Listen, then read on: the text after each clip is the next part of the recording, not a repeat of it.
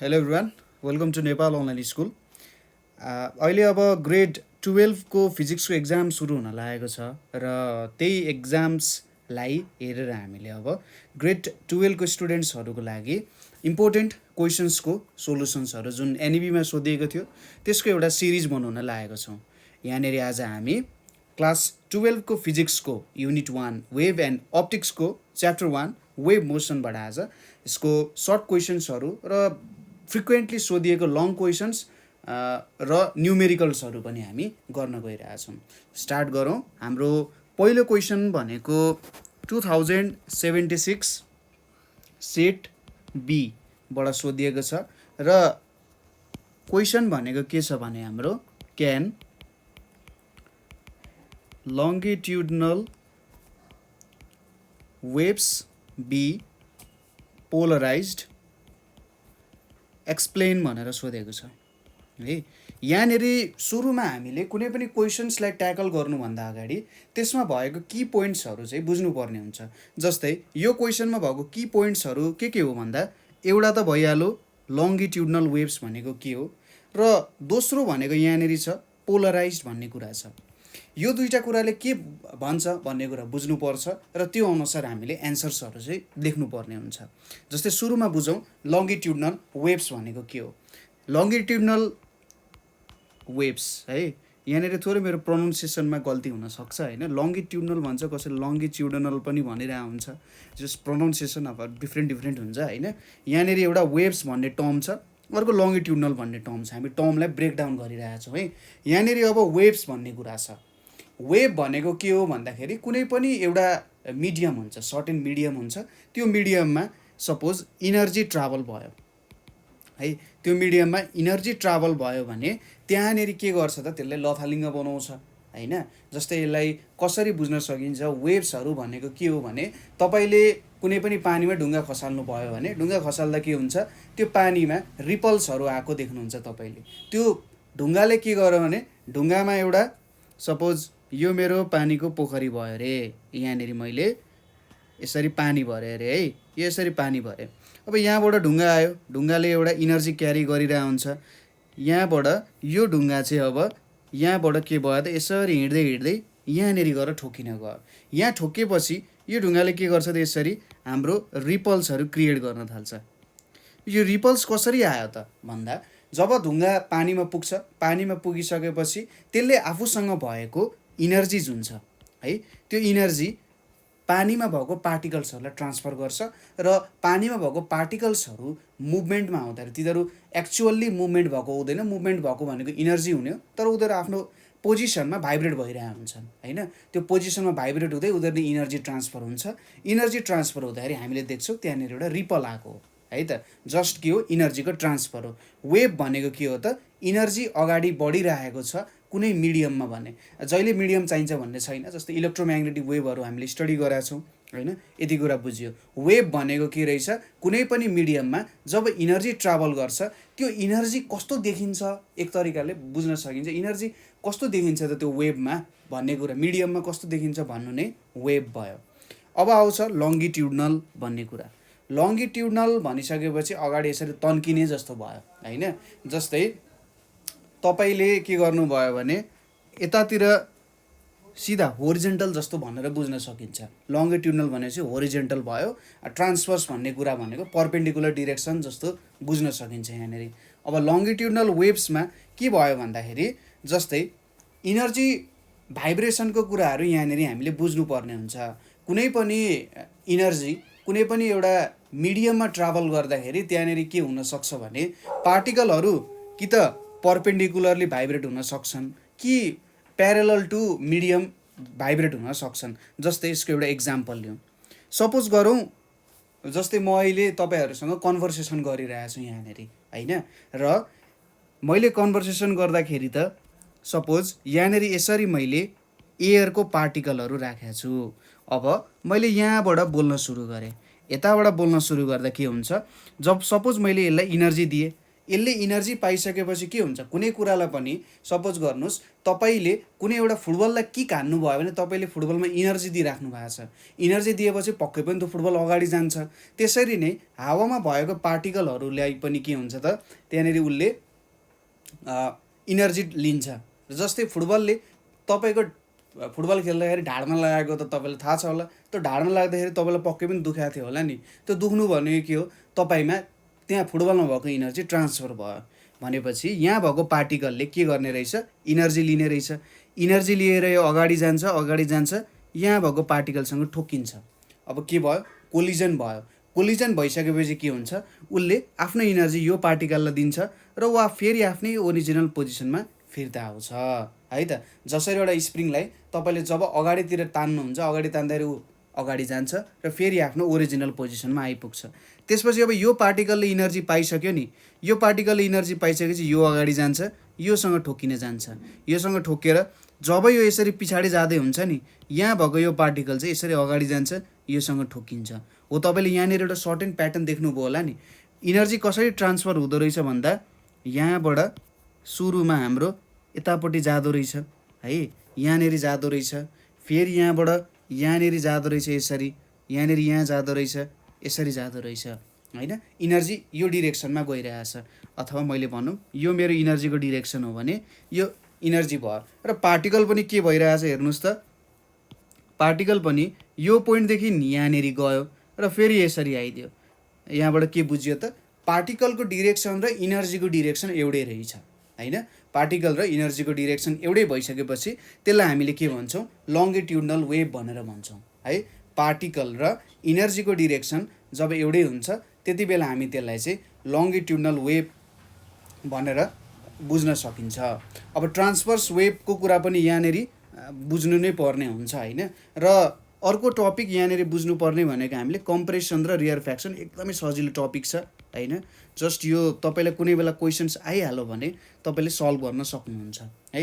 Compression र रियरफ्याक्सन simple term, जस्तै यो पार्टिकल के भयो, यसरी अगाडि गयो नि, अगाडि जाँदा जब यो अर्को पार्टिकलको नजिकै पुग्छ के भयो, डेन्सिटी बढ्यो त्यहाँनिर। जस्तै तपाईँले के गर्नुभयो, एउटा पार्टिकललाई कचाकुचुक बनाउनु भयो होइन। डेन्सिटी भनेको त हामीलाई थाहा छँदैछ मास बाई भोल्युम हो।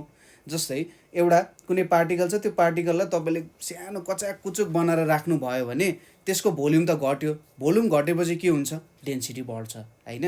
मासमा चेन्ज आएको छैन तर भोल्युम घट्यो, डेन्सिटी बढ्यो। जब यो पार्टिकलहरू एकअर्काको नजिक आउँछ, यहाँनिर एउटा मात्रै पार्टिकल होइन धेरैवटा पार्टिकल हुन्छ। जस्तै मैले भन्न खोजेको यहाँनिर यसरी अरू पार्टिकलहरू पनि हुन्छ नि, त्यसैले एउटा मात्रै पार्टिकल होइन लेयरै जाने हो है। यसरी लेयरै जाँदा जब नजिकै आउँछ त्यो कम्प्रेसन भयो। कम्प्रेस हुनु भनेको के हो, खादिनु। रेयरफ्याक्सन, मैले रिफ्र्याक्सन लेखेको छु यहाँनिर, यो चाहिँ रेयरफ्याक्सन हो है, RARE रेयरफ्याक्सन। रेयरफ्याक्सन हुनु भनेको के हो त, यिनीहरू टाढा टाढा जानु। जस्तै अब यो यतापट्टिको पोजिसनमा आइपुग्यो नि, फेरि यहाँबाट बढेर यहाँ पुग्यो, फेरि आफ्नै ओरिजिनल पोजिसनमा फर्क्यो, हो यसलाई के भन्न सक्यो त, रेयरफ्याक्सन भनेर भन्न सकिन्छ है त। यति कुरा बुझ्यो। लङ्गिट्युडनल वेभ्स भनेको पनि बुझ्यो। यहाँनिर इनर्जीको डिरेक्सन र पार्टिकलको जुन भाइब्रेट हुने डिरेक्सन छ त्यो एउटै रहेछ। अब पोलराइजेसनको कुरा आउँछ। पोलराइज गर्नु भनेको के हो भने बुझ्नुहोस् कि जस्तै तपाईँको स्कुल छ, तपाईँको स्कुल कलेजमा तपाईँको स्टुडेन्ट एउटै खालको स्टुडेन्टलाई छिर्न थिन्छ, अथवा तपाईँको क्लास छ, तपाईँको क्लासमा त एक प्रकारको जुन तपाईँको क्लासमा बिलोङ हुने स्टुडेन्ट छन् त्यो मात्रै पस्न सक्छन् नि, अर्को क्लासको अर्को विद्यार्थी पस्न सक्दैन होइन। हो यहाँनिर पनि पोलराइजेसनमा नि के हुन्छ भने जुन हाम्रो ट्रान्सभर्स वेभ छ, त्यो ट्रान्सभर्स वेभमा विभिन्न डिरेक्सनमा के भइरहेको हुन्छ, भाइब्रेसन भइरहेको हुन्छ होइन। यहाँनिर विभिन्न डिरेक्सनमा भाइब्रेसन भइरहेको हुन्छ। ट्रान्सभर्स वेभ भनेको कस्तो भयो त, पार्टिकलको डिरेक्सन र वेभ ट्राभल हुने डिरेक्सन चाहिँ परपेन्डिकुलर हुन्छ। जस्तै यो हाम्रो पार्टिकल भाइब्रेट हुने डिरेक्सन हो भने यतापट्टि के हुन्छ त, हाम्रो वेभ गइरहेको हुन्छ होइन। यतापट्टि इनर्जी गइरहेको छ भने यतापट्टि हाम्रो पार्टिकलको भाइब्रेसन हुन्छ, यो डिरेक्सनमा, यो डिरेक्सनमा पार्टिकलको भाइब्रेसन भयो र यसरी नै हरेक पोइन्टमा ट्राभल गर्छ। जस्तै हामीले यस्तो खालको एउटा डिरेक्सन देखाएको छु मलाई, यहाँनिर यसरी पार्टिकलहरू यसरी भाइब्रेट भइरहेको हुन्छन्, इनर्जी ट्रान्सफर भइरहेको छ यहाँनिर है। यो भयो, फेरि यता तलतिर जान्छ, यसरी भाइब्रेट हुन्छ र फेरि आफ्नै ओरिजिनल पोजिसनतिर आउन थाल्छ यसरी, फेरि यहाँसम्म आइपुग्यो। के भयो त यहाँ हेर्नुहोस् त, यहाँनिर यसरी एउटा वेभ बनायौँ नि हामीले यहाँनिर। हो यो भनेको चाहिँ के हो त, हाम्रो एउटा ट्रान्सभर्स वेभको इक्जाम्पल हो। र वेभ ट्राभल हुने डिरेक्सन भनेको यतापट्टि वेभ ट्राभल भइरहेको हुन्छ है त। र पोलराइजेसनमा खास एउटा फेनोमेनन भनेको के हुन्छ भने, जस्तै यहाँनिर पोलराइजेसनको लागि त्यहाँनिर पोलराइजेसन गर्ने विभिन्न पोलराइजिङ ग्लासेसहरू हुनसक्छ होइन। तपाईँहरूले पोलराइजेसनको च्याप्टरमा स्टडी गर्नुभएको छ होला। यो जुनै पनि डिरेक्सनमा हुनसक्छ होइन, जुनै डिरेक्सनमा नि पर्पेन्डिकुलरली भाइब्रेट भइरहेको हुनसक्छ।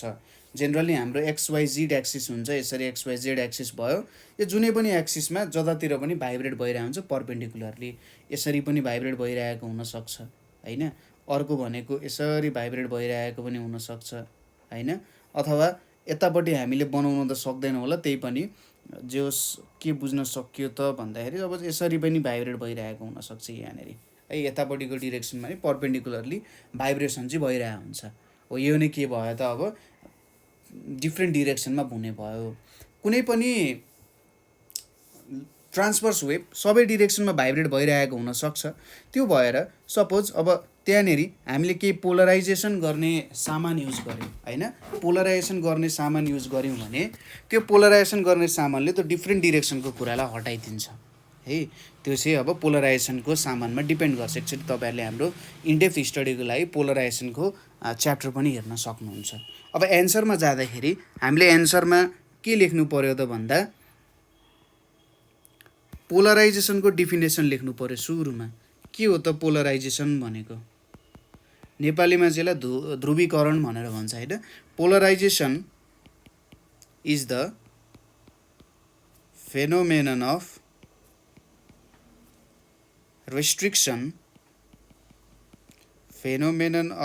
restriction of wave to vibrate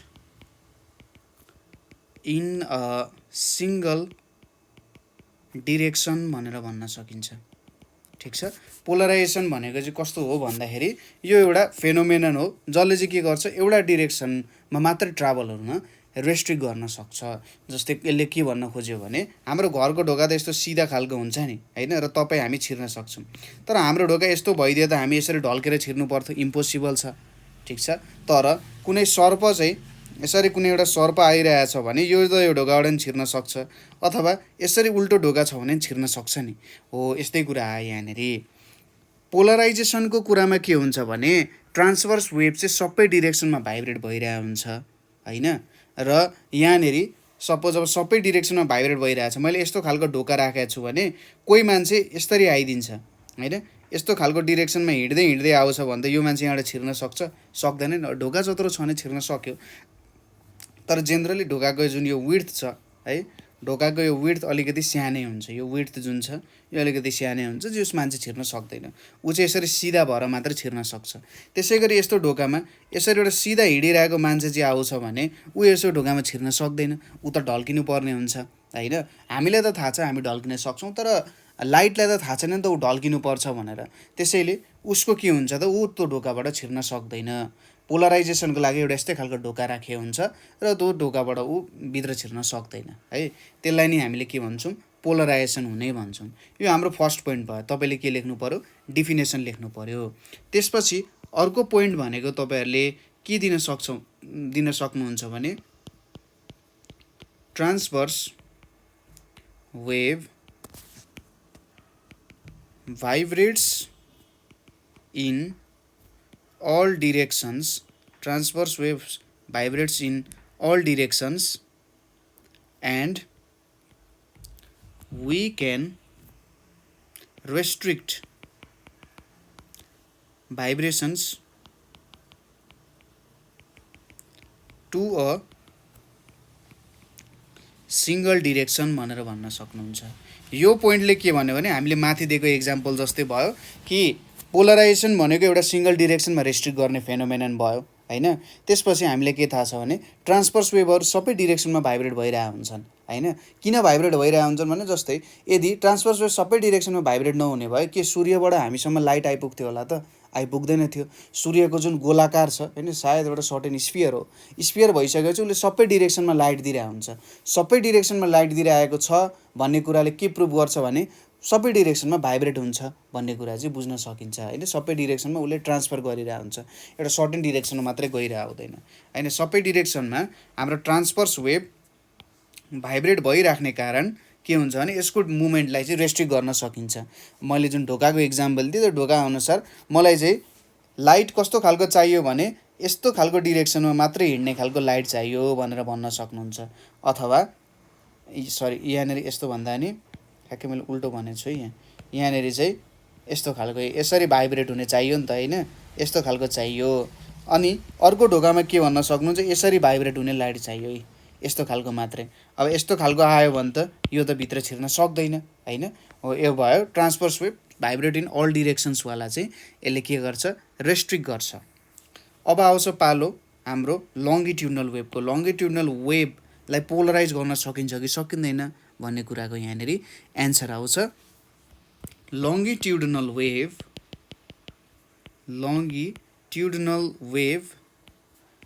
vibrate in only one direction. Longitudinal wave एउटा डिरेक्सनमा मात्रै भाइब्रेट हुन्छ र एउटा मात्रै डिरेक्सनमा भाइब्रेट हुने कारण यो के हुन्छ त, इट इज अलरेडी पोलराइज्ड भन्न सकिन्छ। इट इज अलरेडी पोलराइज्ड होइन। एउटा मात्रै डिरेक्सनमा जाने भएको कारण यो चाहिँ पोलराइज छ। जस्तै यसले के भन्न खोज्यो भने तपाईँले एउटा स्पिकरमा साउन्ड बजाउनु भने जेनरली स्पिकरको अगाडि धेरै ठुलो सुनिन्छ नि, पछाडि धेरै ठुलो साउन्ड आइरहेको हुँदैन। तर एउटा बत्ती बाल्नुभयो भने बत्तीले त सबै डिरेक्सनमा गइरहेको हुन्छ नि लाइट। हो यस्तै कुरा भन्न खोज्यो। जेनरली ऊ पहिले नै पोलराइज भएर एउटा मात्रै डिरेक्सनमा गइरहेको हुन्छ होइन, एउटा मात्रै डिरेक्सन। सर्पको इक्जाम्पल दिएँ नि, ढोकाको सेप जस्तो होस् तर सर्प त सजिलैसँग छिर्न खोज्छ होइन, किनभने उसको बडी जस्तो छ र उसको मोसन जस्तो छ। त बडी र मोसन एउटै खालको छ, तर हाम्रो बडी सिधा छ होइन, यसरी हाम्रो बडी यो डिरेक्सनमा यस्तो खालको छ तर हामी यस्तो खालको मोसनमा हिँड्छौँ भने चाहिँ हामी पनि एउटा पर्पेन्डिकुलर नै छ, सर्प त प्यारलली हिँडिरहेछ होइन। हो त्यस्तै कुरा भयो, अलरेडी पोलराइज भयो। त्यही कारण के भन्छ, ड्यु टु दिस रिजन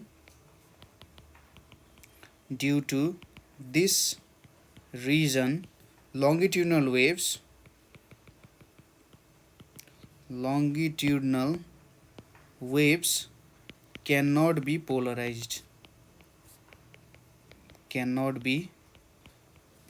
भनेर हामीले भन्न सकिन्छ। के कुराहरू भयो एकचोटि हामी फेरि डिस्कस गरौँ।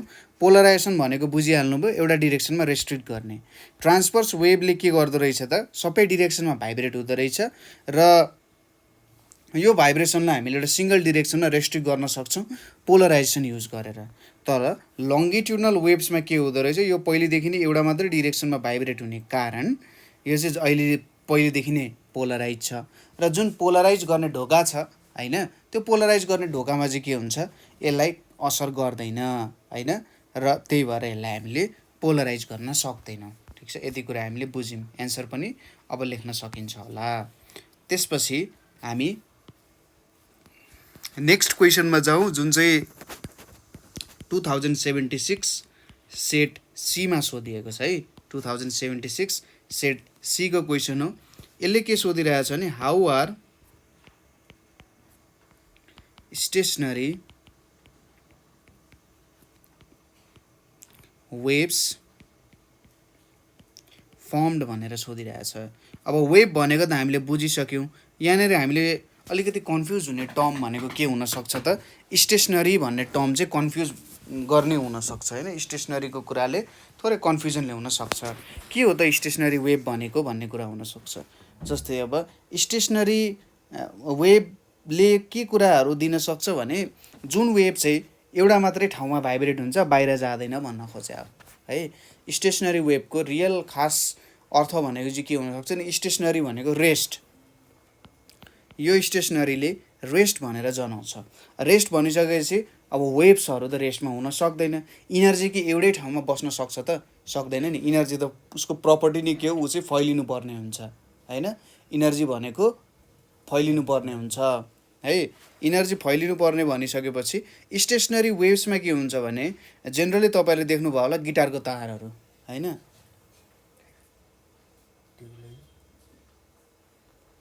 गिटारको तारहरूमा के हुन्छ, जब यो एउटा इन्ड भयो, यो एउटा इन्ड भयो, यहाँनिर यसरी तार राखेको हुन्छ। यो तारलाई जब तपाईँ भाइब्रेट गर्नुहुन्छ, यो तारलाई भाइब्रेट गर्दाखेरि के हुन्छ, यहाँनिर यस्तो खालको प्याटर्नको वेभ आउन सक्छ होइन। यो तार भाइब्रेट हुँदा यसरी एउटा वेभ आउन सक्छ यहाँनिर। अब यो वेभ चाहिँ त्यही गिटारको तारमै भाइब्रेट भइरहेको हुन्छ। हुन त तपाईँले गिटारको स्ट्रिङमा बजेको जुन साउन्ड हुन्छ त्यो साउन्ड त बाहिर सुन्न सक्नुहुन्छ होइन, यो स्ट्रिङहरूको आवाज बाहिर सुन्न सक्नुहुन्छ। त्यही पनि त्यहाँनिर चाहिँ एक्चुअल भाइब्रेसन भनेको त्यही स्ट्रिङको वरिपरि भइरहेको हुन्छ होइन। हो यसरी हामीले भाइब्रेसनलाई रेस्ट्रिक्ट गऱ्यौँ भने त्यसलाई चाहिँ के भनिन्छ त, स्टेसनरी वेभ भनिन्छ एउटा नर्मल डिफिनेसन अनुसार है।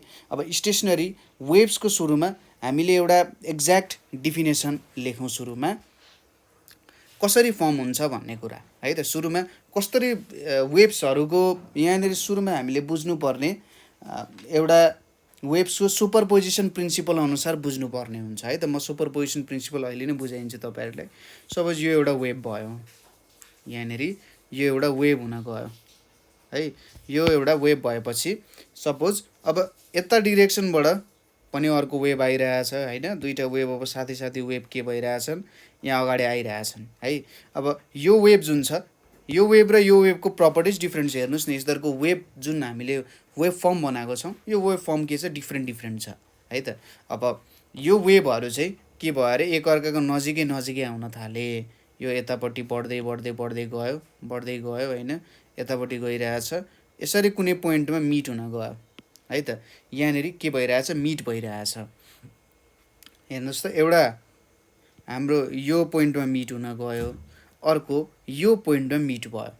अब सुपरपोजिसन प्रिन्सिपलले के भन्छ भने, सुपरपोजिसन प्रिन्सिपलको डिफिनेसन अनुसार सपोज दुईवटा प्रोग्रेसिभ वेभ भनिसकेपछि तिनीहरूलाई छेडखान गर्ने केही पनि छैन। उनीहरू अनवरत रूपमा, इन्फाइनाइट रूपमा, इन्डेफाइनाइट रूपमा अगाडि बढेको गर्न सक्छन् है त। दुईवटा प्रोग्रेसिभ वेभहरू चाहिँ कुनै एउटा पोइन्टमा मिट हुन गयो, यहाँ त दुईवटा पोइन्टमा मिट भइरहेछन्, ठिक छ, केही छैन। दुईवटा पोइन्टमा मिट हुन गयो भने यसरी मिट भइसकेपछि यिनीहरूको एउटा रिजल्टेन्ट डिस्प्लेसमेन्ट आउँछ। रिजल्टेन्ट डिस्प्लेसमेन्ट भनेको चाहिँ कसरी भेटिन्छ भने यिनीहरूको डिस्प्लेसमेन्टलाई हामीले टक्क के गर्ने हो त, जोड दिने हो, ठिक छ। यिनीहरूको डिस्प्लेसमेन्टलाई के गरिदिने हो, ठ्याक्कै जोड दिने हो यहाँनिर। अब जोड्दाखेरि के गर्न सकिन्छ, सिम्पल कुरा बुझ्न सकिन्छ। यदि दुईवटा वेभ्सहरू बढिरहेको छन् भने हेर्नुहोस् त, जुन हाम्रो यो पोइन्ट हामीले देखायौँ नि, यो पोइन्टमा हाम्रो जस्तै यो पनि माथि बढ्न खोजिरहेको छ होइन, यता पनि यो हरियो वेभ पनि माथि बढ्न खोजिरहेछ र यो पनि यसरी माथि बढ्न खोजिरहेछ। यसरी दुईटै माथि बढ्न खोजेको छ नि, डिरेक्सन त माथिको डिरेक्सनतिर गइरहेको छ। अर्को तरिकाले भन्दा यसरी रिजल्टेन्ट बनायौँ भने यहाँ एउटा यसरी माथि गयो, यहाँ एउटा यसरी माथि गयो र एउटा यता डिरेक्सनमा होला, यो एउटा यता डिरेक्सनमा होला, तर दुईटै माथि माथि जान खोजिरहेछ नि। यो जुन पोइन्ट छ नि मैले देखाएको, अब यो पोइन्टबाट वेभ तन्केर है माथि माथि एउटा फोर्स लागे जस्तो भयो, त्यो पोइन्टबाट तन्केर यिनीहरू कहाँ पुग्ने हो त, फाइनली हाम्रो वेभ भनेको चाहिँ यसरी भन्छ, यहाँ यो पोइन्टबाट ठ्याक्कै यहाँनिरको कुनै पोइन्टमा पुग्छ। यसरी वेभ चाहिँ यो पोइन्टमा पुग्छ, यो माथिको जुन छ नि यहाँ जोडिएपछि ठुलो भएर निक्लिदिन्छ। यो कस्तो केस भयो भने सपोज गर्नुहोस् एउटा गाडी अगाडि गइरहेछ, यो गाडी जुन छ यो यसरी अगाडि गइरहेछ, पछाडिबाट एउटा गाडीले आएर धक्का दियो भने त अभियसली यो गाडी अगाडि जुन स्पिडले अगाडि हिँडिरहेको थियो त्योभन्दा ज्यादाले हिँड्छ नि, हो त्यही कुरा भयो है त। यहाँ तल पनि के हुन्छ, सपोज तपाईँले कुनै एउटा स्प्रिङलाई तल तानिराख्नु भएको छ, अर्को मान्छेले नि हात बढाएर तल तानिरहेछ नि, यो पनि तल तानिन्छ नि, यो पनि अझै के हुने भयो, यता तलतिर कतै ट्रान्सफर हुन्छ, यहाँसम्म आइपुग्न सक्छ। हो यसरी सुपरपोजिसन हुन्छ है। यहाँनिर के भयो त, सुपरपोजिसनको प्रिन्सिपल लागु भयो। तर अब यो एकछिन इन्स्ट्यान्टको लागि हुन्छ र फेरि यो वेभ जुन छ हाम्रो, यो वेभ फेरि अगाडि बढिदिन्छ। हरियो वेभ हामीले जुन देखाइरहेको थियौँ, यिनीहरू अगाडि बढिरहेको हुन्छन्, त्यो एउटा पोइन्टमा चाहिँ के देखायो त, यिनीहरूले सुपरपोजिसन यहाँनिर देखाउन गए है त। अब स्टेसनरी वेभको कुरा गरौँ। स्टेसनरी वेभमा प्रिन्सिपल के हुन्छ भने, सपोज गरौँ यहाँनिर म एउटा वेभ बनाउँछु, यो एउटा यसरी मैले वेभ बनाएँ है, यो एउटा वेब भयो।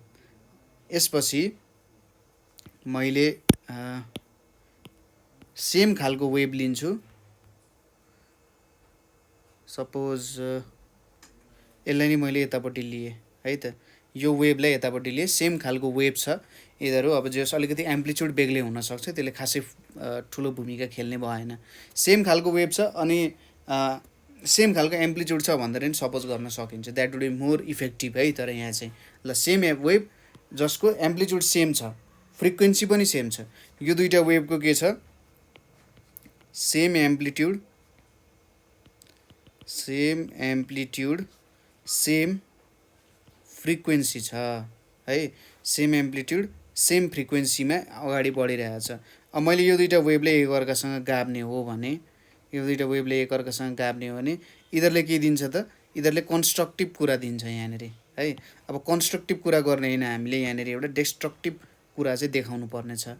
यसलाई कसरी रिप्रेजेन्ट गर्दाखेरि अलिकति राम्रो होला भने, सपोज यसलाई मैले यसरी चाहिँ रिप्रेजेन्ट गरेँ भने है त, यसरी रिप्रेजेन्ट गरेँ भने यहाँनिर अब यसलाई मैले यतापट्टि ल्याउन खोजेँ होइन, यतापट्टि ल्याउन खोजेँ भने हेर्नुहोस् त, यिनीहरूको क्रेस्ट ट्रफ मिलिरहेछ नि, हरेक पोइन्टहरू एकअर्कासँग म्याच हुन गएपछि नि यिनीहरूले के गरिदिन्छ त, ठ्याक्कै हाम्रो वेबमा चाहिँ मिल्न गयो है त, यिनीहरू वेबमा मिल्न गयो। सपोज अब मैले यतापट्टि यो डिरेक्सनमा यसरी वेब बनाउँदै गयो अरे है त, ल यसरी बनाउँदै गयो भने अब चाहिँ मिलाउन खोजौँ यिनीहरूलाई। ल यसरी कुनै तरिकाले मिल्ला यहाँ है त। अब के छ हेर्नुहोस् त, यिनीहरूको यहाँनिर यो क्रेस्ट भयो, यतापट्टि ट्रफ, यिनीहरू मिल्न खोजिरहेछ होइन, यहाँनिर क्रेस्ट छ, यहाँनिर ट्रफ मिल्न खोजिरहेछ, ठिक छ। यो वेब एउटा वेबको क्रेस्ट ट्रफ, यतापट्टिको क्रेस्ट यतापट्टिको ट्रफसँग मिलिरहेछ होइन, यस्तो भइरहेछ यहाँनिर। एउटा घट्ने पार्ट एउटा बढ्ने पार्ट मिलिरहेछ यहाँनिर, ठिक छ। घट्ने पार्ट र बढ्ने पार्ट मिलिसकेपछि यिनीहरूले डिस्ट्रक्सन गर्छन्। यो चाहिँ कस्तो भयो भने अपोजिट डिरेक्सनबाट दुईवटा गाडी आइरहेछन्, सोच्नुहोस् तिनीहरूको हाइट वेट त्यहाँ भएको प्यासेन्जरको सबै कुराहरू सेम छ, तिनीहरू सेम स्पिडले आइरहेछन् भने दुईवटा अपोजिट डिरेक्सनबाट ठ्याक्क ठोकिँदाखेरि के हुन्छ, यिनीहरू स्टप हुन जान्छन् होइन। हो यही कुरा आउँछ स्टेसनरी वेबमा है। स्टेसनरी वेबको अब ठ्याक्कै डिफिनेसनमा के लेख्न सक्यो भने, when two progressive waves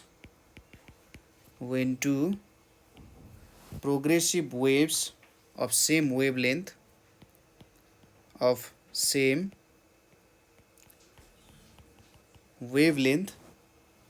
and amplitude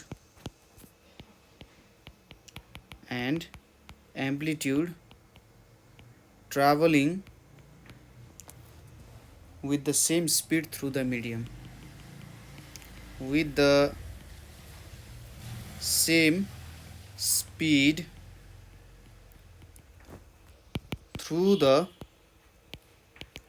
medium in opposite direction,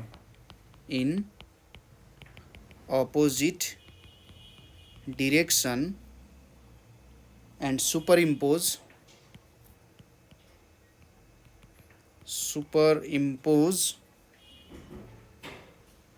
upon each other,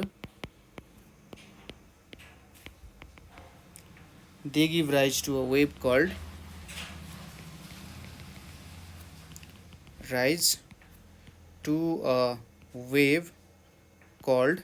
stationary wave. यो स्टेसनरी वेबको कन्सेप्ट अलिकति कन्फ्युजिङ हुन्छ धेरै स्टुडेन्टलाई, यो कुरा बुझ्न सकिन्छ किनभने स्टुडेन्ट्सहरूसँग वेबको कन्सेप्ट के हुन्छ भने जेनरली वेब भनेको चाहिँ जहिले पनि इन्फाइनाइटली अगाडि प्रोपागेट भइरहेको हुनुपर्छ भन्ने कुरा हुनसक्छ, तर जेनरली हामीले आफ्नो वरिपरि नै यो कुराहरू देखिरहेका छौँ र स्टेसनरी वेबको कुरा पनि कन्फ्युजन नै हुन्छ होइन। मलाई आफूलाई पनि यो कुराहरू बुझ्न अलिकति धेरै नै समय लागेको थियो कि स्टेसनरी वेब्सहरू खासमा के हो भनेर, यो कन्सेप्ट डेभलप गर्न पनि धेरै लामो समय लागेको थियो होइन। लगभग यो डेभलप गर्न 50-60 वर्ष समय लागेको थियो भने चाहिँ हामीले 1 वर्षमा चाहिँ सबै कुरा बुझ्यौँ भने we are greater geniuses than them कि, उनीहरूलाई बनाउन 60 वर्ष लागेको थियो, हामीलाई बुझ्न 2 मिनेटमा हामीले बुझ्यौँ भने त्यो धेरै ठुलो कुरा हो। यहाँनिर अब दुईवटा प्रोग्रेसिभ वेभ्सहरू अपोजिट डिरेक्सनमा, सोच्नुहोस् त्यो दुईवटा गाडी हो, मैले अघि भने जस्तै दुईवटा गाडी जुनको वेट सेम छ, ड्राइभर सेम नहोला ठिक छ, तर उनीहरूले कुदाएको स्पिड सेम छ, ड्राइभरको वेट पनि सेम छ भने तिनीहरू ठ्याक्कै ठोकिँदाखेरि बिचमा स्टप हुन जान्छन् होइन। यहाँ पनि के हुन्छ, दुईवटा वेभहरू अपोजिट डिरेक्सनमा आए, दुईवटा वेभहरू ठ्याक्क अपोजिट डिरेक्सनबाट यसरी एउटा वेभ यताबाट आइरहेछ, अर्को वेभ के गरिरहेछ यताबाट आइरहेछ, यो दुईवटा वेभ जम्का भेट भयो। जम्का भेट हुँदा के हुन्छ, वेभमा त क्रेस्ट र ट्रफ भन्ने कुरा हुन्छ नि। क्रेस्ट भनेको के हो, हाम्रो एउटा जिरो मिन पोजिसनदेखि सबसे पोजिटिभतिर म्याक्सिमम पोजिसन भनेको क्रेस्ट भयो, र जिरो पोजिसनदेखि सबसे तल भनेको मिनिमम पोजिसन भनेको ट्रफ भयो। हुन त दुइटै म्याक्सिमम पोजिसन हो, तर हामीले एउटा सर्टेन डिरेक्सन दिन खोजे हो होइन। यदि एउटा वेभको क्रेस्ट र अर्को वेभको ट्रफ यसरी मिट हुन गयो भने त्यति बेला के हुन्छ, तिनीहरूले एकअर्काको इनर्जी लिने हो होइन। त्यहाँनिर के भइदिन्छ, इनर्जी जिरो जस्तो भइदियो। ठ्याक्कै भेक्टरको कुरा गर्ने हो भने अपोजिट डिरेक्सनको भेक्टर भयो नि होइन। सपोज मैले एउटालाई यता तान्न खोजिरहेको छ 10 न्युटनको फोर्सले, र त्यही अब्जेक्टले यतातिर मैले 10 न्युटनको फोर्सले तान्न खोजेँ भने त त्यो अब्जेक्ट त्यही बिच पोइन्टमै स्टेसनरी भइदिन्छ नि। यहाँ इनर्जीको केसमा पनि त्यही भइदिन्छ। एउटा माथि जान खोजिरहेछ, अर्को तलतिर जान खोजिरहेछ, त्यहाँनिर बिचमै के हुने भयो त, इनर्जी अड्किने भयो क्या। सोच्नुहोस्, त्यहाँनिर बिचबाट इनर्जी बाहिर निक्लिने भएन, हो त्यही के भयो त, स्टेसनरी वेभ्स भयो ठिक छ। स्टेसनरी वेभ्स यसरी फर्म हुन्छ। तपाईँले के लेख्नु पर्यो, दुईवटा प्रोग्रेसिभ वेभ्सहरू जुन चाहिँ सेम एम्प्लिट्युड छ, सेम वेभलेन्थ छ, तर तिनीहरू अपोजिट डिरेक्सनबाट ट्राभल गरिरहेछन् सेम स्पिडले भने जब तिनीहरू एकअर्कासँग ठोकिन जान्छन्, ठोकिनु भनेको के हो त, सुपर इम्पोज हुनु, सुपर इम्पोज ओपन हो इच अदर। ठोकिनुलाई फिजिक्सको टर्ममा सुपर इम्पोज भनेर भनिन्छ है। जस्ट अलिकति मिठास ल्याउन खोज्या हो, तर त्यहाँदेखि थोरै डिफिनेसनको कुराहरू पनि आउँछ। हामी पछि यो सुपर पोजिसनको क्वेसन्समा अझै डिटेलली डिस्कस गर्छौँ है त। ल यति कुरा भयो, हामीले डेफिनेसन लेख्यौँ। अब टक्क तपाईँले एउटा राम्रो खालको पेन्सिल लिएर मजाले एउटा फिगर बनाइदिने स्टेसनरी वेभको। यति भइसकेपछि एक्जामिनरलाई के हुन्छ भने उसले चाहिँ राम्ररी बुझेर फिगर बनाएको रहेछ है, बुझेर चाहिँ फिगर बनाएको छ। फिगर बनाउने बित्तिकै एउटा जस उसलाई चाहिँ लाग्छ कि पोजिटिभ एउटा भाइब्स त्यहाँनिर डेभलप हुन्छ। यहाँनिर हामीले एउटा स्टेसनरी वेभ्सको क्रिएसन गर्नु पर्यो। यहाँनिर सुरुमा एउटा यस्तो खालको वेभ आयो, यो एउटा डिरेक्सनबाट गयो होइन। त्यसै गरी एउटा वेभ आउँछ, यो डिरेक्सनबाट हामीले बनाउँछौँ यसरी है। यो एउटा मैले यतिसम्म बनाएँ है त। यो इक्वल लेभलमा हुनुपर्छ, त्यो कुरा चाहिँ ख्याल गर्नु होला। र यहाँनिर यसलाई पोइन्टलाई भन्छ नोड भन्छ, र यसलाई एनले डिनोट गर्छ। यो टुप्पोको पोइन्टलाई के भन्छ, एन्टी नोड भनेर भन्छ। यसलाई एएनले पनि डिनोट गरेर आउँछ।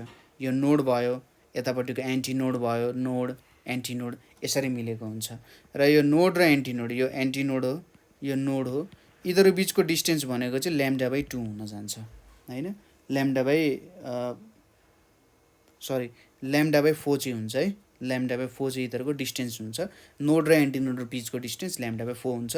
यति डिस्टेन्स भनेको चाहिँ λ/2 हुन्छ। दुईवटा नोड नोड अथवा दुईवटा एन्टी नोड बिचको डिस्टेन्स चाहिँ λ/2 हुन जान्छ। ल यो कुरा भयो नोड र एन्टी नोड। तपाईँहरूले यहाँनिर के लेख्नुपर्ने हुन्छ नि, नोड र एन्टी नोड भनेको के हो, जहाँनिर इनर्जी जिरो छ त्यो भनेको नोड, जहाँनिर इनर्जी अफ भाइब्रेसन म्याक्सिमम छ त्यसलाई चाहिँ के भनिन्छ त, एन्टी नोड भनेर भनिन्छ। यो टुप्पोको पोइन्टमा इनर्जी धेरै होला नि त होइन। मिन पोजिसनमै छ, इक्विलिब्रियममा छ भने त के बुझ्न सकिन्छ, त्यहाँनिर केही भाइब्रेसनै भएको छैन, त्यो पोइन्टलाई एन्टी नोड भनिन्छ। त्यहाँनिर इनर्जी के हुन्छ, एम्प्लिट्युड अफ भाइब्रेसन चाहिँ जिरो हुन्छ होइन। कति माथि गयो भन्नु, मिन पोजिसनबाट वेभ कति माथि गयो भन्नु नै के हो, एम्प्लिट्युड हो। एम्प्लिट्युडको कुनै डिरेक्सनको कुरा त आउँदैन, तर जस कति धेरै म्याक्सिमम आफ्नो मिन पोजिसनबाट चेन्ज भयो भन्नु नै एम्प्लिट्युड हो। अब जहाँनिर एम्प्लिट्युड अफ भाइब्रेसन जिरो छ त्यसलाई नोड भनिन्छ, जहाँनिर एम्प्लिट्युड अफ भाइब्रेसन म्याक्सिमम छ त्यसलाई के भनिन्छ त, एन्टी नोड भनेर भनिन्छ। र यो फिगर बनाएर यही हो एन्टी नोड र नोड भनेर भन्नुभयो भने तपाईँले फुलमा फुल मार्क्स पाइहाल्नुभयो ठिक छ। यो क्वेसनबारे पनि हामीले डिस्कस गऱ्यौँ है त। नेक्स्ट क्वेसन भनेको हाम्रो 2075 सालमा सोधेको थियो यहाँ जिआइईमा। हाम्रो क्वेसन के छ भने एकदमै सिम्पल क्वेसन होइन, तपाईँहरूलाई खुसी बनाउने question. Distinguish between distinguish between के त progressive wave and stationary wave, progressive wave and stationary wave है। यो कुराको डिफ्रेन्सेसहरू लेख्नुपर्ने हुन्छ तपाईँहरूले। एकदमै सिम्पल क्वेसन छ। अब जेनरली यसलाई 2 मार्क्समा सोधेको हुन्छ, एउटा मिनिमम 4वटासम्म डिफ्रेन्सेस लेख्नुभयो र त्यहाँनिर एक्जाम्पल्सहरू इन्क्लुड गर्न सक्नुहुन्छ नि, that would be better. Figure बनाउन सक्नुहुन्छ नि, that would be even more better होइन। झन् राम्रो त फिगर बनाउनु भयो भने त। तर जे होस् 4वटा पोइन्ट चाहिँ इन्क्लुड गर्नु होला है, र म त्यही 4वटा पोइन्टहरू यहाँ इन्क्लुड गर्न गइरहेको छु। ट्याक्क के गर्नु भन्दाखेरि एउटा आफ्नो फिगरलाई चाहिँ निट एन्ड क्लिन बनाउन खोज्नु होला जति सक्दो। तपाईँले जुन टेबल बनाउनुहुन्छ त्यो टेबल बनाउँदाखेरि पनि यस्तो बनाउनुहोस् कि ठ्याक्कै त्यो तपाईँले लेखेको पोइन्टहरू चाहिँ उसले सर हेर्दाखेरि डिफ्रेन्सेसहरू मजाले छुट्याउन सकोस् होइन। ल यतापट्टि हामीले एउटा लाइन तानौँ है। हामीले सबै कुरामा चाहिँ पढ्दाखेरि के गरिरहेछौँ भन्ने कुरामा ध्यान दिनुपर्छ।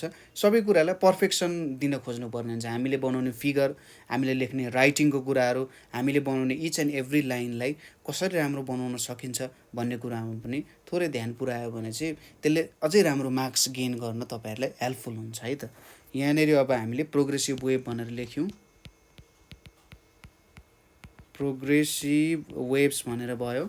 र यतापट्टि छ हाम्रो स्टेसनरी वेभ्स, स्टेसनरी वेभ्स भनेर छ। ल डिफ्रेन्सेस लेख्न सुरु गरौँ। प्रोग्रेसिभ वेभ भनेको disturbance travels in forward direction, travels in forward direction भनेर भन्न सकिन्छ।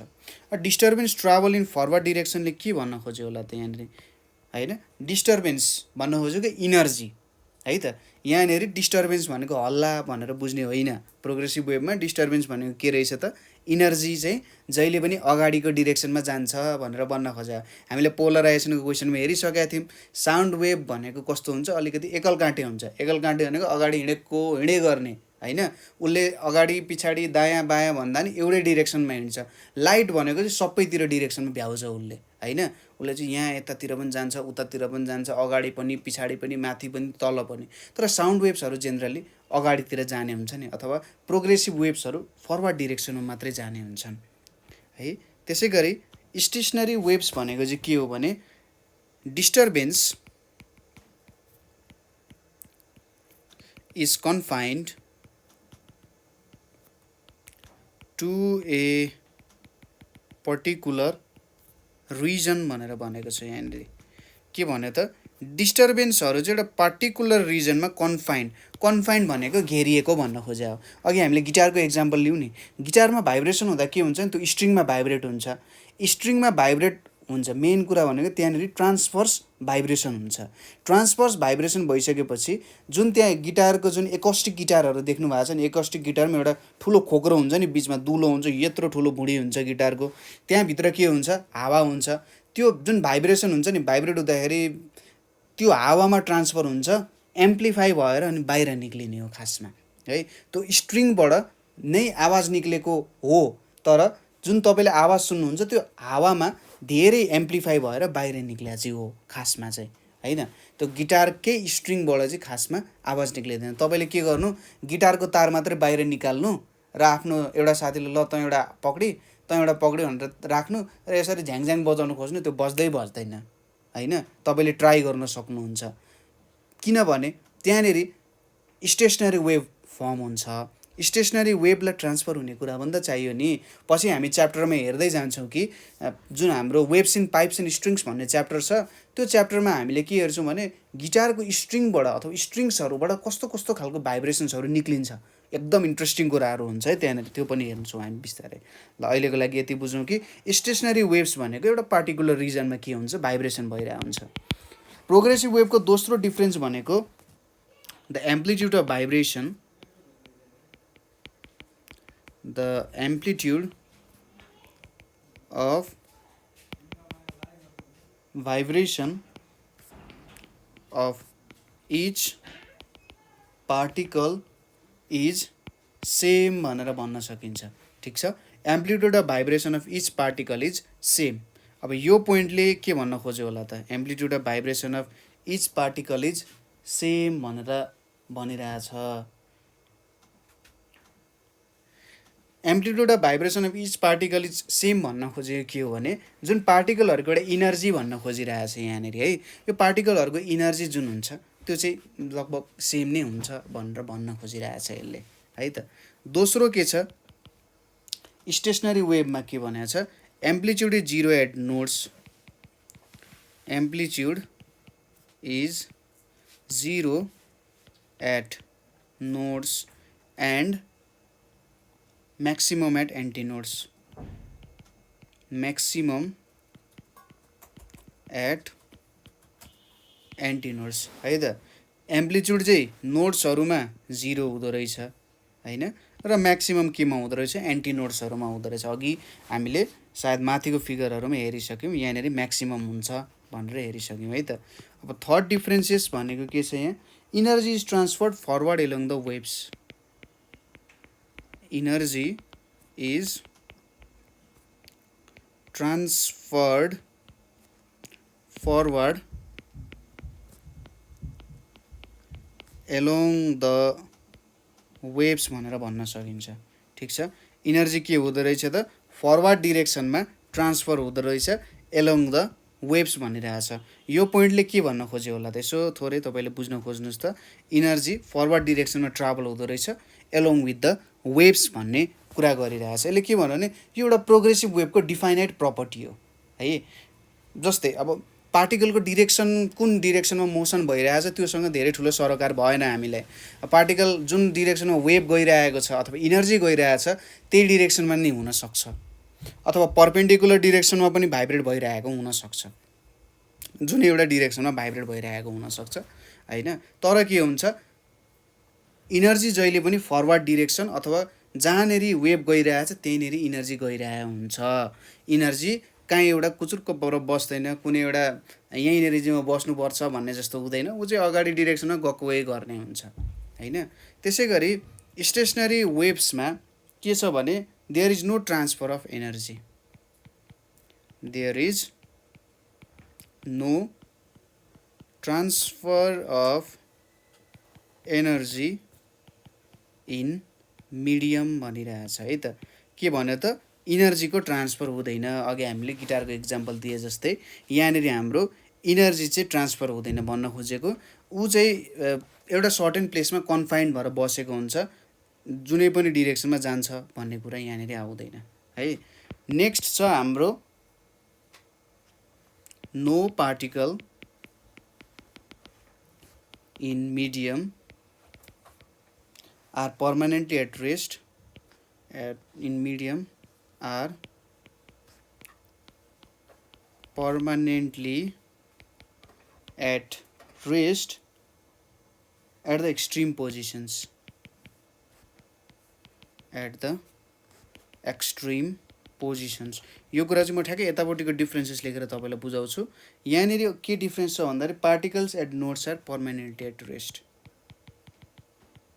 particles at nodes are permanently at rest भनिरहेछ यहाँनिर है त। यसले अब यो कुराले के बुझाउन खोज्यो होला त, no particle in medium are permanently at rest at extreme positions in progressive waves, तर स्टेसनरी वेभमा particles at nodes are permanently at rest.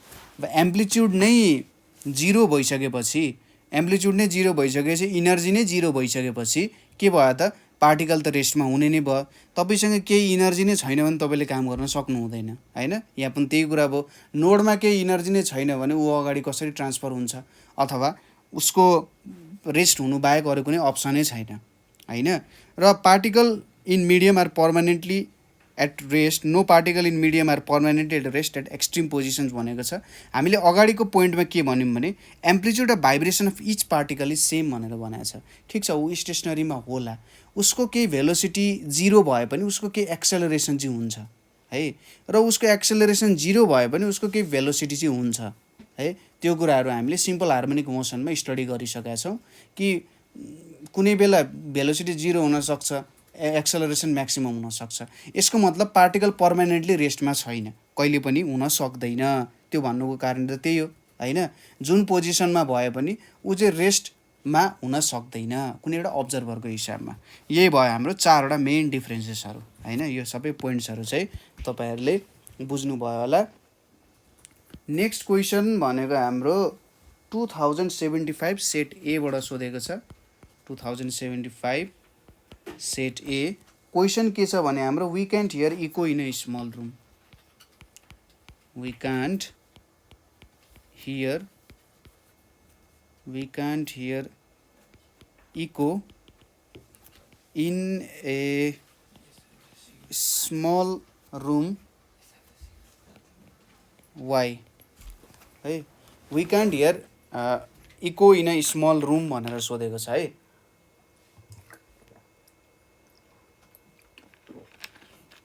त्यसो भए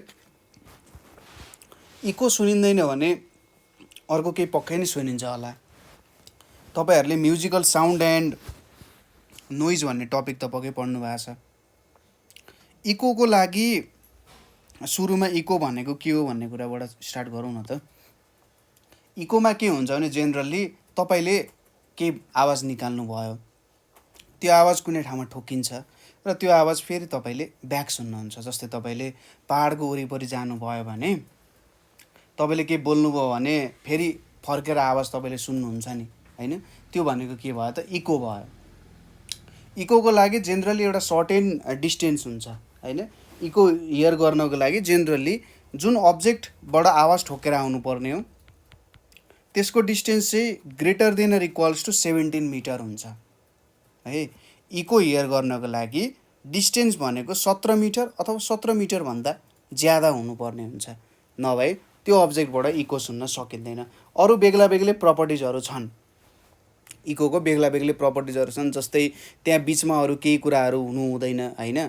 जस्तै अब तपाईँले बोल्नुभयो अगाडि पहाड छ, 17 मिटर अगाडि पहाड छ, तर त्यो बिचमा घना जङ्गल छ भने तपाईँले इको सुन्न सक्नु हुँदैन। किन भन्दाखेरि त्यो रुखले सबै तपाईँको आवाजलाई सोच्ने काम गर्छ, अब्जर्भ गर्ने काम गर्छ होइन, एब्जर्भ। त्यो एब्जर्भ गरिसकेपछि त्यो साउन्डको के आउँदैन, इको भन्ने कुरा आउँदैन। र स्मल रुममा किन अब इको सुन्न सकिँदैन भन्दाखेरि तपाईँले यो कुरालाई आफ्नो मेन पोइन्ट बनाउनु पऱ्यो। 17 मिटर जुन कुरा छ नि त्यसलाई चाहिँ मेन पोइन्ट बनाउनु पऱ्यो। यसलाई एन्सरमा लेख्दाखेरि के लेख्नु पऱ्यो भने the minimum distance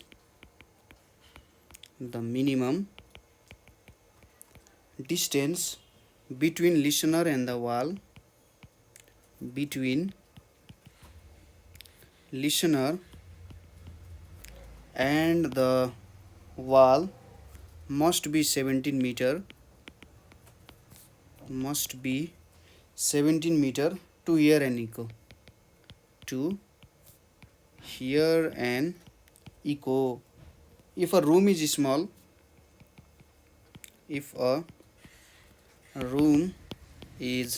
small, this requirement is not fulfilled होइन। 17 मिटरको सानो रुम भनेर त हुँदैन, 17 मिटर भने चाहिँ त ठुलै रुम हुन्छ होइन। त्यसैले यो requirement is not fulfilled due to persistence of hearing. अब यहाँनिर अर्को एउटा टर्म आउँछ, पर्सिस्टेन्स अफ हियरिङ।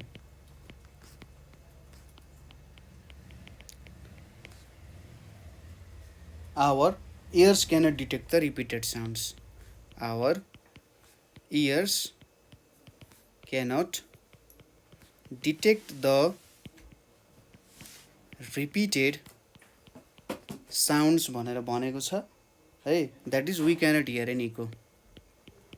यहाँनिर एकदम इन्ट्रेस्टिङ कुरा आएको छ र सायद तपाईँको एन्सरलाई यसले टोटल फुलफिलमेन्ट गर्न सक्छ। सुरुमा हामीले के भन्यौँ, इकोको लागि 17 मिटर चाहिन्छ। पहिलो कुरा त त्यो 17 मिटरै हुन सकेन होइन। अब क्वेसन्स आउँछ नि दिमागमा कि 17 मिटरै किन हुनु पर्यो, हामीले 17 मिटरभन्दा सानोमा चाहिँ किन इको सुन्न नसक्ने भन्दा यहाँनिर हामीले एउटा टर्म भन्यौँ persistence of hearing. Persistence of हियरिङको भ्यालु लेखौँ सुरुमा। यो भनेको लगभग 0.1 सेकेन्ड भनेर छ। के हुन्छ यो 0.1 सेकेन्डमा, यसले के बुझाउन खोज्यो भने सपोज गरौँ तपाईँले दुईवटा साउन्डलाई चिन्नु पर्नेछ र दुईवटा साउन्ड बिच डिफ्रेन्सेस भनेको 0.1 सेकेन्ड भएन भने तपाईँले त्यो दुईवटा साउन्डलाई डिफ्रेन्ट साउन्ड हो भनेर छुट्याउन सक्नु हुँदैन हैन। त्यो दुईटै साउन्ड मिक्स भएर आइदिन्छ र अलिकति गिजिङ मिजिङ भइदिन्छ, के भयो भन्ने टाइपको हुनसक्छ। इकोमा प्रष्टै तपाईँले सुन्नुहुन्छ नि त। इकोमा के हुन्छ, प्रष्टै तपाईँले के सुन्नुहुन्छ, तपाईँले बोल्नुभयो त्यो एउटा आवाज भयो र इकोको आवाज छुट्टै आइरहेको छ है भन्ने कुरा बुझ्नुहुन्छ। तर जब 17 मिटरभन्दा सानो डिस्टेन्स हुन्छ, लगभग तपाईँले 320 मिटर पर सेकेन्डको भेलोसिटीले काम गर्नुभयो भने सायद 17 बाई मैले 300 मात्रै लिए भने यो भनेको कति जति हुन जान्छ भने त 100ले डिभाइड गर्दा 0.17 डिभाइडेड बाई 3 भइहाल्यो। यो भनेको लगभग 0. यहाँनिर 0 अनि 3 5 जा 15, 3 5 जा 15 अनि 3 6 जा 18, 6 7 सेकेन्ड जति हुन्छ। अब हाम्रो पर्सिस्टेन्स अफ हियरिङ कति छ, 0.1 सेकेन्ड। तर हाम्रो 0.17 मिटरै एक्ज्याक्ट भयो भने पनि 300 मिटर छ भने 0.05 सेकेन्ड हुने भयो। यसको मतलब हामीले त्यो साउन्ड त सुन्न नसक्ने रहेछौँ हैन। 17 मिटर भयो भने त त्यो दुईवटा साउन्डलाई चिन्न सक्ने एबिलिटी रहेछ हाम्रो कानको, अथवा जेनरली भनौँ दिमागले आवाज चिन्ने हो। जे होस्, दिमागले त्यो आवाजलाई डिफ्रेन्ट हो है भनेर छुट्याउन सक्दैन। रिभरबरेसन भन्छ यो कुरालाई चाहिँ। ठ्याक्क सानो रुम लिनुभयो भने त्यहाँनिर रिभरबरेसन हुन्छ। रिभरबरेसन भनेको 17 मिटरभन्दा सानो डिस्टेन्समा हुन्छ र यहाँनिर जब तपाईँले बोल्नुभयो नि, तपाईँले बोलिसकेपछि तपाईँले एउटा आवाज सुन्नुभयो र वालबाट ठोकिएर एउटा आवाज आउँछ जुन चाहिँ तपाईँको ओरिजिनल आवाजसँगै मिक्स भएर तपाईँको कानसम्म आइपुग्छ हैन। त्यसलाई के भनिन्छ त, रिभरबरेसन भन्ने कुराहरू भनिन्छ। यस बुझिहाल्नुभयो कि इको किन सुनिँदैन भने पहिलो कुरा 17 मिटरभन्दा टाढा हुनुपर्छ। त्यो हामीले एउटा पोइन्ट दिउँ, यसको हामीले 0.5 मार्क्स जति पाउँछौँ होला, किनभने 17 मिटर भनेपछि सायद 0.5 0.7 मार्क्स जति पाउँछौँ हामीले यसमा। र पर्सिस्टेन्स अफ हियरिङको कुरा जब तपाईँले गर्नुहुन्छ नि, तपाईँको एन्सरलाई सपोर्ट गर्ने माथिको पोइन्ट जुन छ हाम्रो 17 मिटर, त्यसलाई ठ्याक्कै सपोर्ट गर्ने भयो। अझै तपाईँहरूले यसरी न्युमेरिकल्ली देखाउनु भयो भने मोर देन इनफ हुन्छ यो कुरा चाहिँ। तपाईँले आफ्नो एन्सरमा जति धेरै म्याथमेटिकल फर्मुलाजहरू, डायग्राम्सहरू रिप्रेजेन्ट गर्नुहुन्छ, तपाईँको एन्सरलाई त्यति नै अथेन्टिक, भ्यालुएबल मानिन्छ है। यहाँनिर चाहिँ जति डिफ्रेन्सेस देखाउन खोज्नुहुन्छ हैन, जस्तै अब वर्ड्समा धेरै लेख्नुभन्दा पनि तपाईँहरूले न्युमेरिकल्ली नै देखाउनु भने that would be more better है त। त्यो कुरा एप्रोच फलो गर्न सक्नुहुन्छ र यस्तो खालको एप्रोच फलो गर्नुभयो भने जे होस् तपाईँको एन्सर चाहिँ राम्रो तरिकाले देख्न सकिन्छ। उसले चाहिँ न्युमेरिकल्लीले यति हुन्छ भनेर देखायो भन्ने कुरा देखाएपछि त एक्जामिनर पनि बाध्य हुन्छ मार्क्स दिनको लागि हैन। यसरी तपाईँहरूले एप्रोच गर्न सक्नुहुन्छ। नेक्स्ट क्वेसन भनेको हाम्रो 2075 सालको छ, जुन चाहिँ सेट बीबाट सोधिएको छ। क्वेसन छ एकदम interesting question. Frequency is the most fundamental property of wave, is the most fundamental property of wave भनेर सोधेको छ र यहाँनिर y भनेर सोधिरहेछ। फ्रिक्वेन्सी भनेको कुनै पनि वेभको फन्डामेन्टल प्रपर्टी हो भनेर सोधिरहेछ। फन्डामेन्टल प्रपर्टी, अब के होला त्यो फन्डामेन्टल प्रपर्टी, किन फन्डामेन्टल प्रपर्टी भन्ने होला, यसलाई म यसरी पोइन्ट वाइज लेखिदिन्छु, तपाईँले यसलाई लेख्न सक्नुहुन्छ। फन्डामेन्टल प्रपर्टी भनेपछि त्यो वेभमा के अरे फ्रिक्वेन्सी भएन भने त्यो वेभको कामै छैन, त्यो वेभै होइन भन्न खोजे जस्तो। फन्डामेन्टल भनेपछि त्यसलाई चाहियो हैन। जस्तै कुनै पनि एटममा न्युट्रोन भएन भने ठिक छ, त्यसलाई अणु भन्न सकिन्छ, तर प्रोटोनै भएन भने त्यो अणु नै हुन सक्दैन। हो त्यस्तो कुरा जस्तो भयो यहाँनिर, ठिक छ। ठ्याक्कै यही कुरा भयो, फ्रिक्वेन्सी नभए वेभ हुन सक्दैन भन्ने कुरा चाहिँ यसले गरिरहेछ। फ्रिक्वेन्सीलाई किन फन्डामेन्टल प्रपर्टी भन्यो र फन्डामेन्टल प्रपर्टी भनेको के हो त्यो कुरा बुझौँ सुरुमा। फन्डामेन्टल प्रपर्टी भनेको जे होस् अरू प्रपर्टीसँग डिपेन्डेन्ट नहुने, जसरी हामीले फन्डामेन्टल युनिट्स भनेर पढाएको थियौँ नि, अरू कुरासँग डिपेन्ड नहुने, ऊ आफैमा आफ्नो कुरा एक्सप्लेन गर्न सेल्फ सफिसियन्ट छ। जस्तै तपाईँले केजीलाई बुझाउनु पर्यो हैन, मासलाई केजीलाई बुझाउनु पर्यो भने, किलोग्राम युनिटलाई बुझाउनु पर्यो भने त्यसलाई तपाईँले सानो युनिट्समा डिभाइड गरिराख्नुपर्छ, पर्दैन हैन, त्यसलाई सानो युनिट्समा राखेर डिभाइड गरिराख्नु पर्दैन, ऊ आफैमा सेल्फ सफिसियन्ट छ। हो त्यो कुरा भयो। र मास नभए फोर्सको कुरा आउन सक्दैन, अरू युनिट्स यसमा डिपेन्ड गर्छ, त्यही भएर फ्रिक्वेन्सी पनि यस्तै कुरा हो। यो भन्न खोजे हो फन्डामेन्टल प्रपर्टीबाट। अब फ्रिक्वेन्सी कसरी उत्पन्न हुन्छ भन्ने कुरा त थाहा हुनुपर्छ नि। सुरुमा हामीले भन्यो फन्डामेन्टल प्रपर्टी, तपाईँले क्वेसन बुझ्नुभयो, ए फन्डामेन्टल प्रपर्टी भनेको चाहिँ यो हो। तपाईँले कुनै बेला कन्फ्युजन हुनसक्छ, क्वेसनले अलिकति घुमाएर क्वेसन सोध्न खोजिरहेको हुनसक्छ होइन, त्यो बेलामा यो कुराहरूलाई तपाईँले बुझ्नुपर्ने हुन्छ। फ्रिक्वेन्सी भनेको के भइरहेको थियो त मैले नेपाल अनलाइन स्कुलमा भन्दा, फ्रिक्वेन्सी भनेको चाहिँ एउटा फन्डामेन्टल प्रपर्टी हो होइन, यो अरू कुरामा डिपेन्ड हुँदैन है। यो कुरा तपाईँले सुरुमा दिमागमा ल्याउनु भयो। त्यसपछि हामीले भन्छौँ कि फ्रिक्वेन्सी कसरी आउँदो रहेछ भन्ने कुरा लेख्नुपर्ने हुन्छ। यसलाई के लेख्ने भन्दा, पहिले मैले पोइन्टमा लेख्दै, it is determined from the wave source. कहाँबाट वेभ निक्लिरहेको छ त्यहाँबाट हाम्रो फ्रिक्वेन्सी चाहिँ डिपेन्डेन्ट हुने हो, अरू कुरामा डिपेन्ड हुँदैन। कहाँबाट हाम्रो वेभ निक्लिरहेको छ त्यहाँबाट डिपेन्डेन्ट हुन्छ। र यति लेख्नु भयो नि, तपाईँले बुझ्नुहोस् कि 0.5 भन्दा माथिको मार्क्स तपाईँले पाइसक्नुभयो। It is determined from the wave source लेखिसकेपछि 0.5 एबोभको मार्क्स तपाईँले पाइसक्नुभयो यहाँनिर होइन। र कुनै पनि वेभ मोसनमा अर्को पोइन्ट तपाईँले के लेख्नु पर्यो भने, इन एनी वेभ मोसन, कुनै पनि वेभ मोसनमा its velocity and wavelength may change, its velocity and wavelength may change with the medium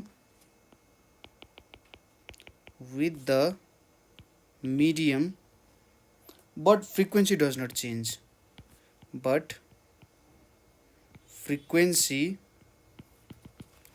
does not change भन्ने कुरा गरिरहेको छ। त्यसैले फ्रिक्वेन्सीलाई चाहिँ एउटा फन्डामेन्टल प्रपर्टी भएको हो भनेर भन्न सकिन्छ।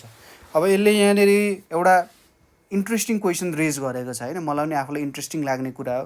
जस्तै तपाईँहरूलाई क्वेसन आउन सक्छ, ल भेलोसिटी कुनै पनि एउटा सपोज हामीले रेयरर मिडियमबाट डेन्सर मिडियममा गयौँ, रेयरर मिडियमबाट डेन्सर मिडियममा जाँदा के हुन्छ, भेलोसिटी डिक्रिज हुन्छ, अभियस कुरा हो होइन।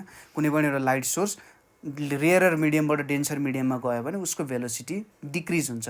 कसरी डिक्रिज हुन्छ भन्दा, उसको वेभलेन्थमा के आउँछ त, अब जस्तै हामीले इक्वेसन लेखौँ, velocity equals to wavelength into frequency भनेर लेखेँ मैले होइन।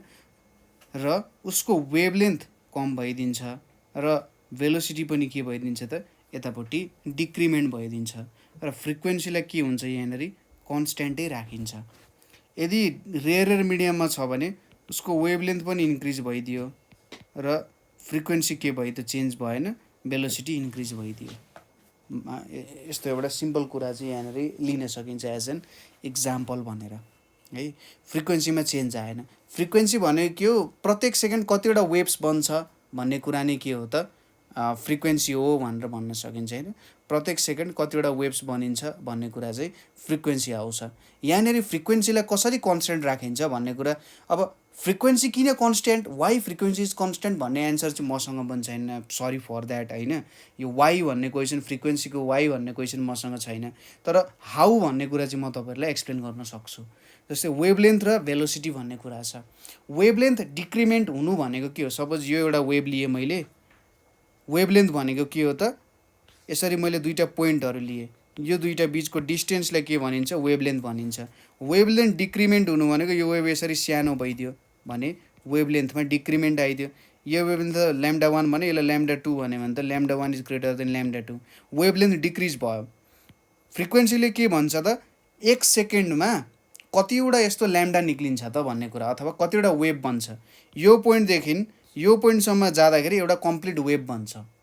र फ्रिक्वेन्सीले के दिन्छ भने प्रत्येक सेकेन्ड कतिवटा यस्तो खालको वेभ्स निक्लिन्छ। अब एउटा कुरा सोच्दाखेरि, जस्तै मेरो वेभ सानो, वेभलेन्थ सानो हुन गइसकेपछि त मेरो फ्रिक्वेन्सी बढ्नुपर्ने होइन त होइन। जस्तै यहाँनिर अब वेभलेन्थ सानो भइसक्यो, वेभलेन्थ सानो भइसकेपछि लगभग आधी नै सानो भयो जस्तो छ। आधा सानो भयो भने यसले एक सेकेन्डमा एउटा वेभ बनाउँथ्यो भने यसले 1 सेकेन्डमा 2टा वेभ बनाउनु पर्ने हो हैन। तर यहाँनिर के भइदिन्छ, भेलोसिटी डिक्रिज भइदिन्छ। अब भेलोसिटी डिक्रिज भएपछि यहाँनिर यसले के काम भयो भने सोच्नुहोस्, पहिले जुन wave 2 metre per second travel गर्थ्यो नि, अब त्यो वेभ 1 मिटर पर सेकेन्ड मात्र ट्राभल गरिरहेको छ। ठिक छ, पहिले जुन ठुलो वेभ थियो त्यो 2 मिटर पर सेकेन्ड हिँडिरहेको थियो, अब त्यो वेभ पनि आधा भयो, भेलोसिटी पनि आधा भयो। भनेपछि अब अहिले पनि के भइरहेछ त, भेलोसिटी सपोज पहिले 2 मिटर पर सेकेन्ड थियो, ल्याम्डा 2 थियो भने फ्रिक्वेन्सी 1 नै भयो। अब के भयो, भेलोसिटी 1 भयो, ल्याम्डा पनि 1 भयो, फ्रिक्वेन्सी पनि जिउको त्यो 1 हर्ज नै छ। यसरी यसमा चेन्ज आउँदैन हैन। यो चाहिँ हाम्रो डिस्क्रिप्सन भयो कसरी हुन्छ भनेर। तर वाइ भन्ने कुरा चाहिँ मलाई पनि थाहा छैन। यसको बारेमा हामीले एउटा डिस्कसन चाहिँ गर्न सक्छौँ है। यस्तो डिस्कसन गर्न मन छ भने तपाईँहरूले हामीलाई कल गर्न सक्नुहुन्छ। नेक्स्ट क्वेसन भनेको सप्लिमेन्टरीमा सोधेको क्वेसन छ 2073। यो चाहिँ सप्लिमेन्टरीमा सोधेको क्वेसन हो र पहिले पनि यो सोधिएको थियो 2058 सालमा पनि यो क्वेसनलाई चाहिँ सोधिएको थियो। क्वेसनले के सोधिरहेछ भने, if you are walking on the surface of moon, if you are walking on the surface of moon के हुन्छ, can you hear the cracking sound behind you भनेर सोधिरहेछ। Can you hear the cracking sound behind you, behind you भनेर सोधिरहेछ। अब यो क्वेसनले के सोध्न खोज्यो होला त, जस्तै सोच्नुहोस् कि तपाईँ अब नेपालको पहिलो निल आर्मस्ट्रङ हुनुभयो हैन। पहिलो नेपालको निल आर्मस्ट्रङ भइसकेपछि त अब तपाईँ मुनको सर्फेसमा हिँडिराख्नु भएको छ।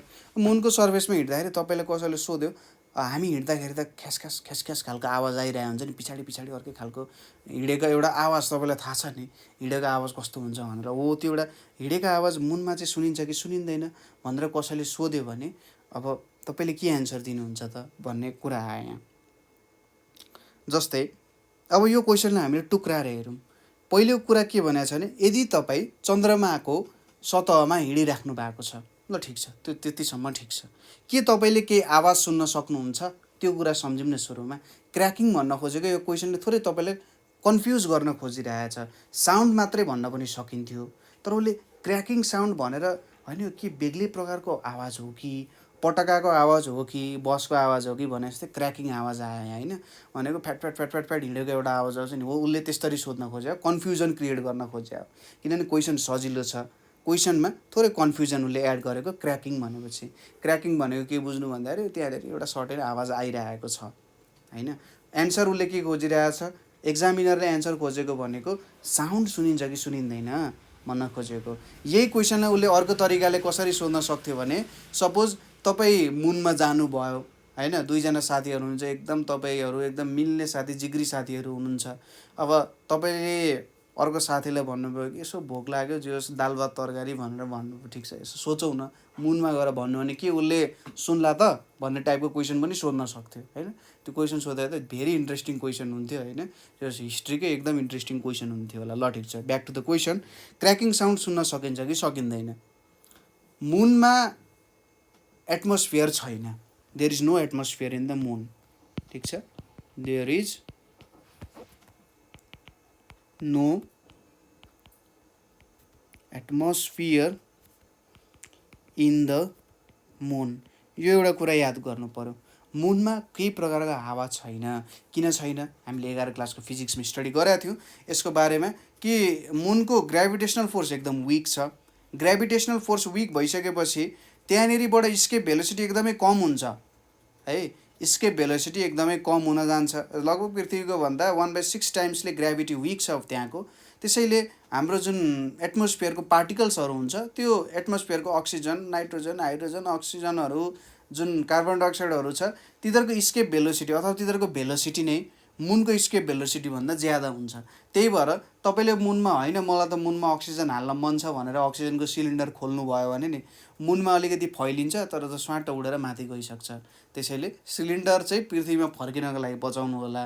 मुनमा एटमोस्फियर बनाउँछु भनेर त्यो सिलिन्डरलाई नफाल्ने है त। There is no atmosphere in the moon. पहिलो पोइन्ट यो भयो, एटमोस्फियर छैन। र अर्को कुरा के छ भने फर ए मेकानिकल वेभ भनेको साउन्ड वेभहरू भन्न सकिन्छ जुनलाई मिडियम चाहिन्छ ट्राभल गर्न। For a mechanical wave to travel medium is necessary. ठिक छ, कुनै पनि मेकानिकल वेभलाई ट्राभल गर्नको लागि के चाहिन्छ त? ट्राभल गर्नको लागि मिडियम चाहिन्छ। ठिक छ, मेकानिकल वेभ भनेको उसलाई चाहिँ मिडियम नै चाहिन्छ, ट्राभल गर्नको लागि मिडियम नभए ऊ अगाडि बढ्न सक्दैन। अब मुनमा एटमोस्फियर छैन, हावामा तपाईँले जब कन्भर्सेसन गरिरहेको छौँ, तपाईँ र म बसेर अगाडि अहिले फिजिक्सको इम्पोर्टेन्ट क्वेसन्सहरू डिस्कस गरिरहेको छौँ होइन। अब कुन साल हो त्यो त थाहा भएन, जुनै सालको पनि हामी फिजिक्सको क्वेसन डिस्कसन गरिरहेको हुन्छौँ। तपाईँले अब यो भिडियो कुन सालमा हेरिराख्नु भएको छ होइन, तर अब हरेक सालमा यही क्वेसन्सहरू त रिपिटेड हुँदै जाने हो कुनै अर्को फर्ममा। मैले अगाडि नै भनिहालेँ जस mechanical wave to travel necessary छ। ठिक छ, हामी बोल्दाखेरि त जमिनमा मुख लाएर त बोल्दैनौँ पक्कै पनि होइन, र त्यो साउन्ड ट्राभल पनि मजाले हुँदैन। हामीले बोल्ने भनेको त यसरी हावाबाट ट्राभल हुँदै जान्छ। अब मुनको सर्फेसमा हावा नै छैन भनेपछि हाम्रो के हुन्छ त? वेभको भाइब्रेसन क्रिएट हुन सक्दैन, एउटा पोइन्टबाट अर्कोमा जान सक्दैन। हाम्रो कानको कुरा बुझ्नुपर्ने हुन्छ यहाँनिर। कानमा के हुन्छ भने जुन भाइब्रेसन्सहरू हुन्छन् त्यो भाइब्रेसन्सहरूलाई उसले क्यारी गर्छ।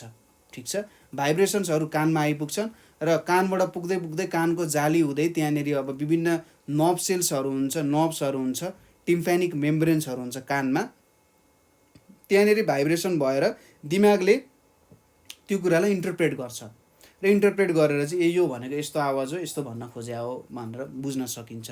तर अब भाइब्रेसन्स नै क्रिएट नभइसकेपछि हाम्रो कानमा त्यस्तो खालको केही पनि भाइब्रेसन्स पुग्दैन। कानमा भाइब्रेसन नपुगिसकेपछि त क्र्याकिङ साउन्ड कहाँबाट सुन्ने हो होइन। साउन्डै अगाडि बढ्दैन भने क्र्याकिङ साउन्ड कसरी सुन्न सकिन्छ त होइन। अब यहाँनिर हामीले के लेख्नु पर्यो भने since there is absence of atmosphere in the surface of moon, so sound cannot travel from one point to another। ठिक छ, एउटा पोइन्टबाट अर्को पोइन्टसम्म साउन्ड ट्राभल गर्न सक्दैन। त्यो भएर के भन्न सकियो त? सर्फेस अफ द मुनमा हिँड्दाखेरि हामीले क्र्याकिङ साउन्ड सुन्न सक्दैनौँ भनेर भन्न सकिन्छ। साउन्ड नै प्रोभाइडेड हुँदैन।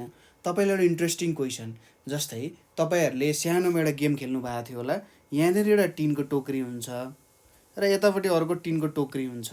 यहाँनिर तपाईँहरूले यसरी तार लाउनुहुन्छ, यो दुइटामा यो तार लाएर यदि यो तपाईँले तार चाहिँ यसरी सुन्नुभयो आफ्नो घरतिर त सुन्न सक्नुहुन्छ, तर यही कुरा तपाईँले मुनको सर्फेसमा लानुभयो र तपाईँहरूले एकअर्कासँग बोल्न ट्राई गर्नु भने के तपाईँले सुन्नुहुन्छ होला त्यो आवाज र कतिको इफेक्टिभ हुन्छ यो तपाईँहरूले एकचोटि दिमागमा सोच्नु होला है। यो क्वेसनलाई दिमागमा घुमाउन सक्नुहुन्छ। ठ्याक्कै तपाईँले यताबाट बोलिराख्नु भएको छ होइन, यहाँबाट केही साउन्डको वेभ्सहरू गइरहेछ र यतापट्टि चाहिँ के वेभ्सहरू निक्लिन्छ होला त? वेभ्सहरू कन्फ्युजन छ, यहाँबाट ट्राभल भएर यतापट्टि निक्लेर के तपाईँले उसले बोलेको कुरा बुझ्नुहुन्छ होला? त्यो क्वेसन भयो है त मेरो, यो एउटा क्वेसन भयो। त्यसपछि अर्को क्वेसन भनेको हाम्रो सिम्पल एउटा न्युमेरिकल छ जुन चाहिँ हाम्रो 2069 सालमा सोधिएको छ। 2069 को क्वेसन हो यो। क्वेसनले के भनिरहेको छ त भने radio station broadcast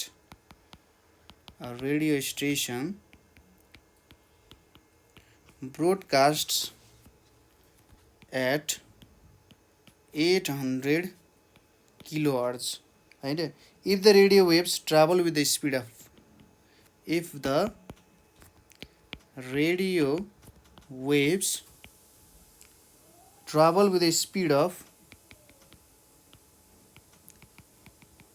with a speed of 3 into 10 to the power 8 meter per second, what will be the wavelength of wave?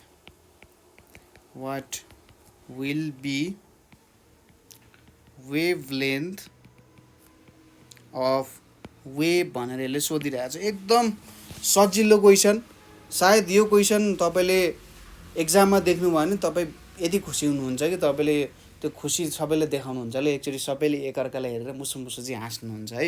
ल हेरौँ है त क्वेसनले के भन्यो भन्दाखेरि एउटा रेडियो स्टेसन छ जसले चाहिँ के गर्छ ब्रोडकास्ट गर्छ 800 किलो हर्ट्जमा होइन र रेडियो वेभ्स ट्राभल गरिरहेछ at the speed of 3 × 10⁻8 metre per second.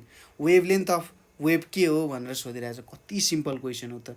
अब यसलाई चाहिँ चिटिक्क पारेर लेख्ने SOLUTION सोल्युसन लेख्ने, त्यसपछि के लेख्ने फ्रिक्वेन्सी भनेर लेख्ने अथवा फ्रिक्वेन्सी अफ वेभ भनेर लेख्ने।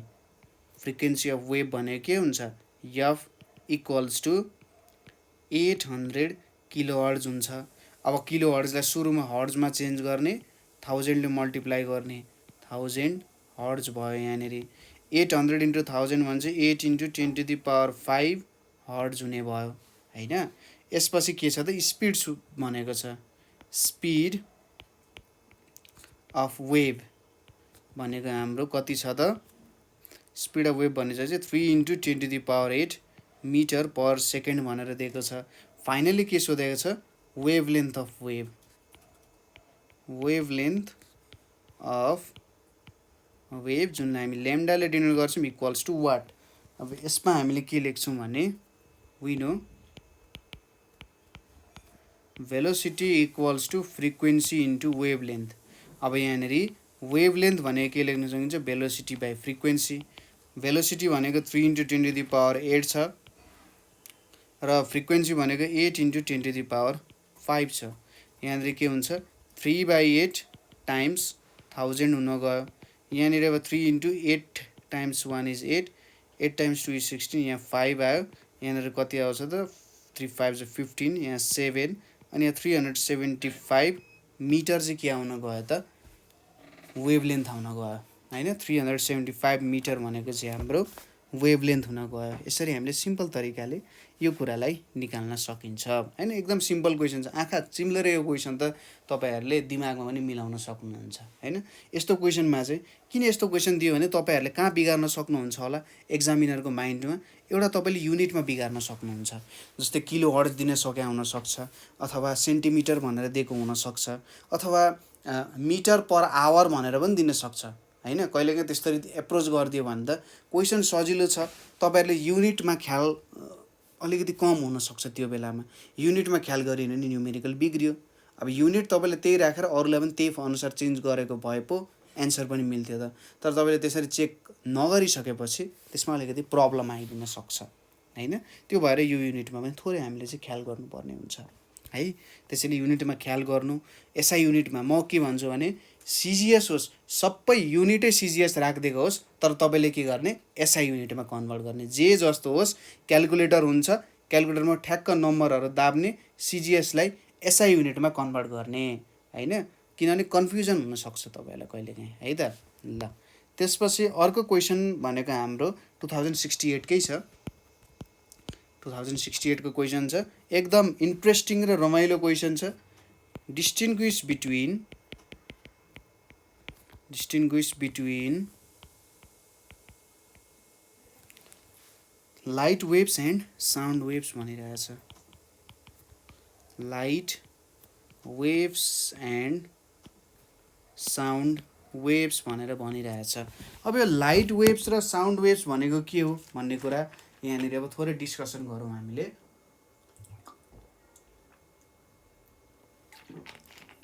म पनि यसो थोरै तिर्खा लाग्छ पानी खाँदै बनाइरहेको छु। जस पढ्दाखेरि चाहिँ केही स्ट्रेस लिएर पढ्नु हुँदैन है।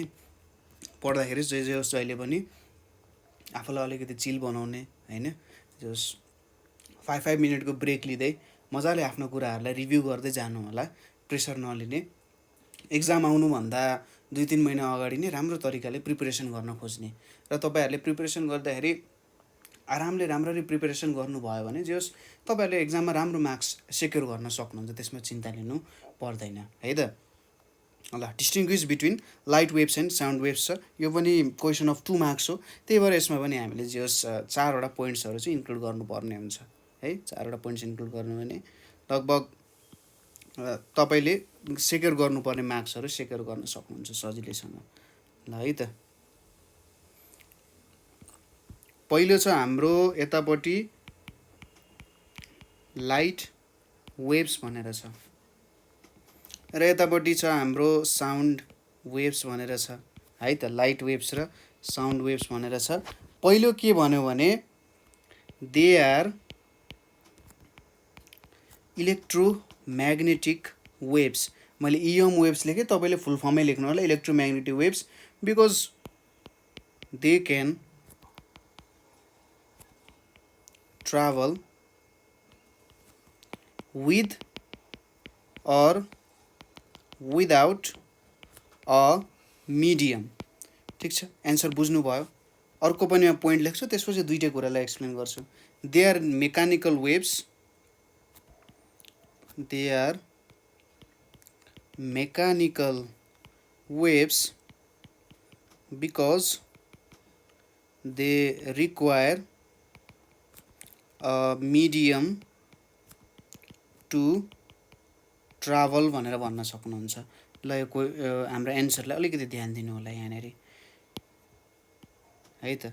एउटा मेकानिकल वेव्स छ, अर्को इलेक्ट्रोम्याग्नेटिक वेव्स छ। अब इलेक्ट्रोम्याग्नेटिक वेव्स भनेको के हो भन्दाखेरि यिनीहरू पनि एक प्रकारको ट्रान्सभर्स वेव्स नै हो है। इलेक्ट्रोम्याग्नेटिक वेव्स भनेको ट्रान्सभर्स वेव्सको एक प्रकारको प्रकार हो, one type of transverse wave. र mechanical waves are mechanical waves, यिनीहरूलाई इलास्टिक वेव्स भनेर पनि भनिन्छ है। तपाईँहरूलाई कहिलेकाहीँ एक्जाम्समा मेकानिकल वेव्स नभनेर इलास्टिक वेव्सहरू भनेर दिन सक्छ। त्यति बेला तपाईँहरूले इलास्टिक वेभ भने के पो थियो भनेर यसो सम्झिनु होला है।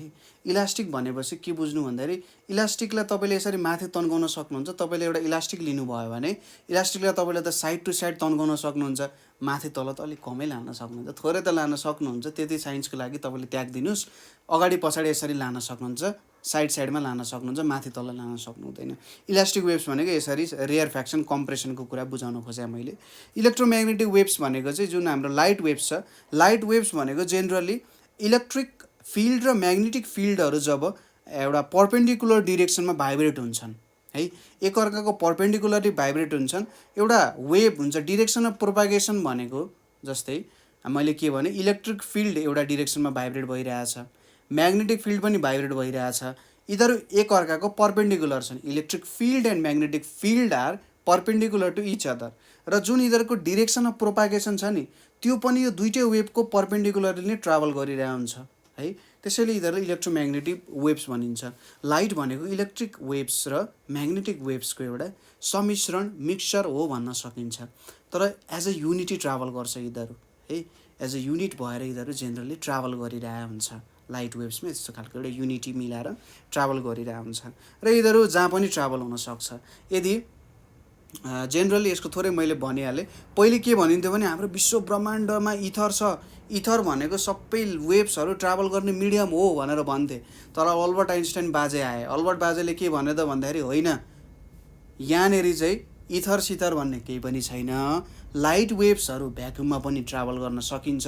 अनि यो कुरा त जोस् माइकलसन मोर्ली एक्सपेरिमेन्टले पनि प्रुभ गरिरहेछ नि। हामीले माइकलसन इन्टरफेरोमिटर भनेर पढाएको थियौँ नि होइन, हो त्यहाँनिर एक्सपेरिमेन्टै छ हो, माइकलसनले नै प्रुभ गरिसकेका छन्। र हाम्रो जेम्स क्लर्क म्याक्सवेल भन्ने मान्छेले पनि प्रुभ गरेका छन् कि लाइटलाई ट्राभल गर्नको लागि मिडियम चाहिराख्दैन भन्ने कुराहरू होइन, हो त्यो कुराहरूबाट एक्सपेरिमेन्टली भेरिफाई हुन्छ। अर्को छ मेकानिकल वेव्स। मेकानिकल वेव्स हिँड्नको लागि चाहिँ मिडियम नै चाहिने हुन्छ, किनभने त्यहाँनिर मिडियमले एउटा पोइन्टबाट अर्को पोइन्टमा इनर्जी ट्रान्सफर गर्ने काम गर्छ। यिनीहरू सेल्फ सफिसियन्ट हुँदैनन्, आफै अगाडि बढ्न सक्दैनन्। जस्तै फिल्डको कुरा गऱ्यौँ नि, फिल्ड भन्ने कुरा कहिले पनि एक ठाउँमा कुचुक्क भएर बस्न सक्दैन। फिल्ड भनेको जहिले पनि इन्फाइनाइटली फैलिरहेको हुन्छ है, तपाईँले फैलिरहेको हुन्छ। यो कुरालाई बुझ्नको लागि अझै होइन, म धेरै अझै भित्र गइरहेको छु होला। यो कुरालाई बुझ्नको लागि के गर्नु पऱ्यो भने तपाईँले म्याग्नेट लिनुभयो नि, म्याग्नेटको अलिकति पर लाग्दा नि इफेक्ट देखिन्छ, ठ्याक्कै तपाईँले नजिक ल्याउनु भने नि इफेक्ट देखिन्छ नि। यसको मतलब के भइरहेछ, त्यहाँनिर फिल्ड फैलिरहेछ, जति टाढा गयो भने फिल्ड फैलिन्छ भन्ने कुराहरू है त। लाइट वेव्स एन्ड साउन्ड वेव्सको कुरा भयो। दोस्रोमा के छ भने हाम्रो दोस्रो डिफ्रेन्स भनेको speed of light is greater. Speed of light is greater भनेको छ, that is 3 × 10⁸ metre per second in vacuum. हाम्रो विश्व ब्रह्माण्डमा सबसे ठुलो स्पिड भनेको के को हो त? लाइटको स्पिड हो। लाइटभन्दा छिटो केही पनि जान सक्दैन। के यो कुरा सही होला त? एकचोटि तपाईँहरूले रिसर्च गर्नु होला है त। लाइटभन्दा कुनै कुरा छिटो जान सक्छ होला त? एउटा हिन्ट्स भनेको एउटा यस्तो कुरा छ जुन वैज्ञानिकहरूले निर्माण गरेका छन्, जसलाई चाहिँ ट्याक्योन्स भन्छ। त्यो ट्याक्योन्सहरूलाई चाहिँ के भनिन्छ भने यिनीहरू चाहिँ लाइटको भन्दा छिटो स्पिडमा जान्छन्। र वैज्ञानिकहरूले के पनि भन्छन् भने लाइटको स्पिडभन्दा छिटो गयो भने फिजिक्सको नियमहरूले फेल खान्छ, फिजिक्सको नियम नै बर्बाद हुन्छ भनेर। र त्यो ट्याक्योन्स भनेको के हो तपाईँहरूले रिसर्च गर्न सक्नुहुन्छ, इन्ट्रेस्टेड स्टुडेन्ट्सहरूले। रमाइलो कुरा छ है त। नेक्स्ट के भनेको छ? Speed of sound is smaller. Speed of sound is smaller, that is 300 metre per second, that is 300 metre per second at 0 degree Celsius in air भनेर भन्यो। ल यति कुरा त भयो हाम्रो होइन, दुईवटा पोइन्ट त लेख्यो। यतिले हामीले 1 मार्क्स दियो है त। ल हामीले 1 मार्क्स पायौँ। अब तेस्रो पोइन्टमा जाउँ। They are transverse wave. अघि हामीले भनिसकेका थियौँ, दे आर ट्रान्सभर्स वेभ। र यो के हो त? They are longitudinal wave. Longitudinal wave भनेर भन्न सकियो है त।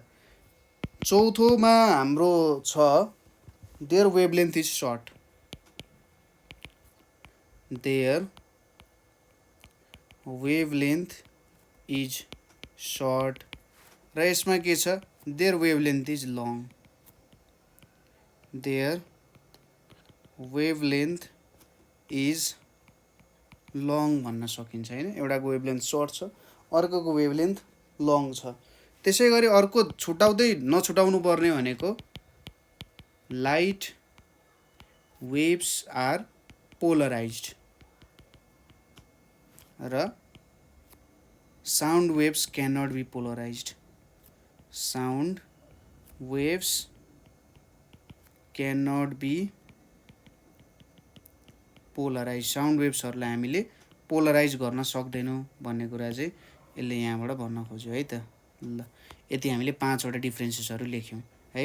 के हुँदो रहेछ? स्पिड अफ लाइट चाहिँ ग्रेटर इन भ्याक्युम हुँदो रहेछ। साउन्डको भेलोसिटी 300 हुँदो रहेछ, यसको त 3×10⁸ छ। कति टाइम्स चाहिँ ठुलो भयो होला भन्दा 10⁶ भनेर चाहिँ 1, 10, 100,000, 10,000, 100,000 टाइम्स चाहिँ के हुँदो रहेछ? लाइटको स्पिड चाहिँ धेरै हुँदो रहेछ। र लाइट वेभ्स भनेको ट्रान्सभर्स वेभ भयो, साउन्ड वेभ्स भनेको लङ्गिट्युडिनल वेभ्स भयो। त्यसै गरी यिनीहरूको वेभलेन्थ सर्ट हुन्छ। लाइट वेभ्सको वेभलेन्थ सर्ट हुन्छ र यसको लङ हुन्छ कम्पेरिटिभली है। त्यसै गरी लाइट वेभ्सहरूलाई पोलराइज गर्न सकिन्छ, तर साउन्ड वेभ्सहरूलाई चाहिँ अलिकति पोलराइज गर्न हामीले सक्दैनौँ। ठिक छ, यो कुरा पनि हामीले बुझ्यौँ है। यति कुरा बुझ्यौँ। त्यसपछि एउटा अर्को क्वेसनतिर ध्यान दिउँ हामी। क्वेसन सोधेको छ 2063 सालमा के छ भन्दा which types of wave propagate in liquid. 2063 को question, which type of wave propagate in liquid भनिरहेछ। कस्तो प्रकारको वेभ चाहिँ लिक्विडमा प्रोपागेट हुन्छ है भनेर क्वेसनले हामीले मिठो तरिकाले सोधिरहेछ। यहाँ अब क्वेसनको एन्सर त दिनु पऱ्यो हामीले।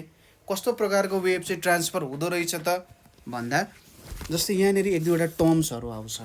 एउटा मोडुलस अफ रिजिडिटीको कुरा आउँछ र अर्को कुरा आउँछ हाम्रो बल्क मोडुलसको कुरा आउँछ है। वेभ प्रोपागेट इन लिक्विड भनेर यहाँनिर सोधिरहेछ। र अब यसलाई कसरी बुझ्न सकिन्छ होला त? सुरुमा हामीले मोडुलस अफ रिजिडिटी भन्ने कुरा बुझौँ है। मोडुलस अफ रिजिडिटीमा के हुन्छ भने सपोज गर्नुहोस् तपाईँले एउटा ठाउँमा ठ्याक्कै एउटा सामान अड्याएर राख्नु भएको छ होइन। एउटा सामान अड्याएर राख्नु भएको छ, त्यसको सिधा जुन माथिको जुन सर्फेस छ त्यो सर्फेसको प्यारललमा यसो बुझौँ न त।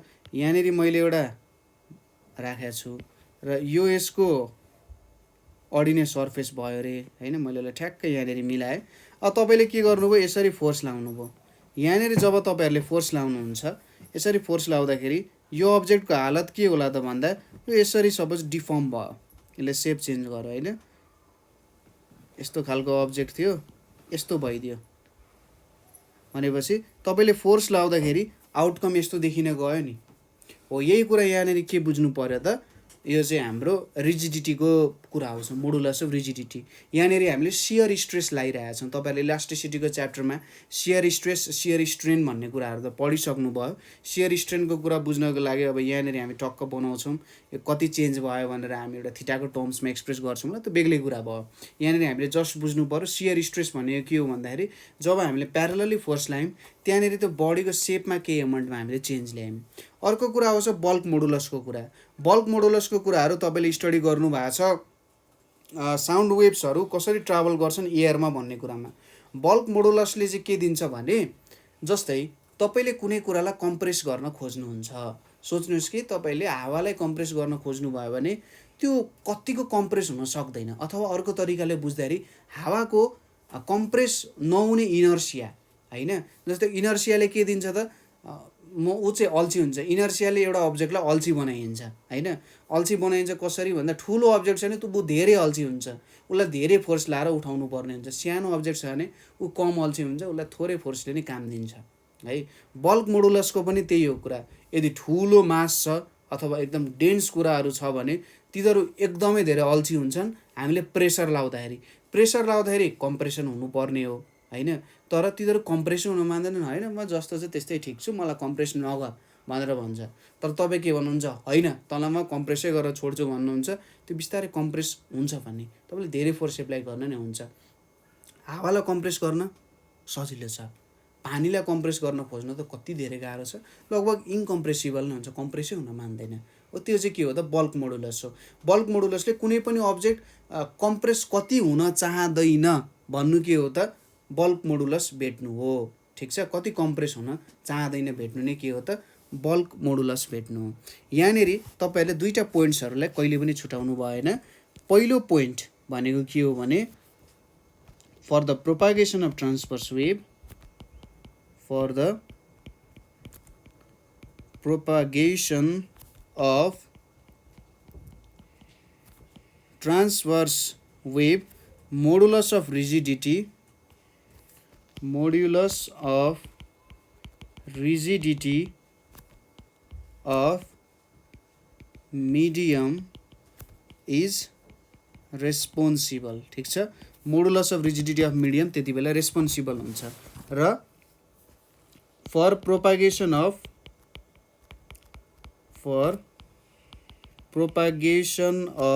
longitudinal wave bulk modulus of elasticity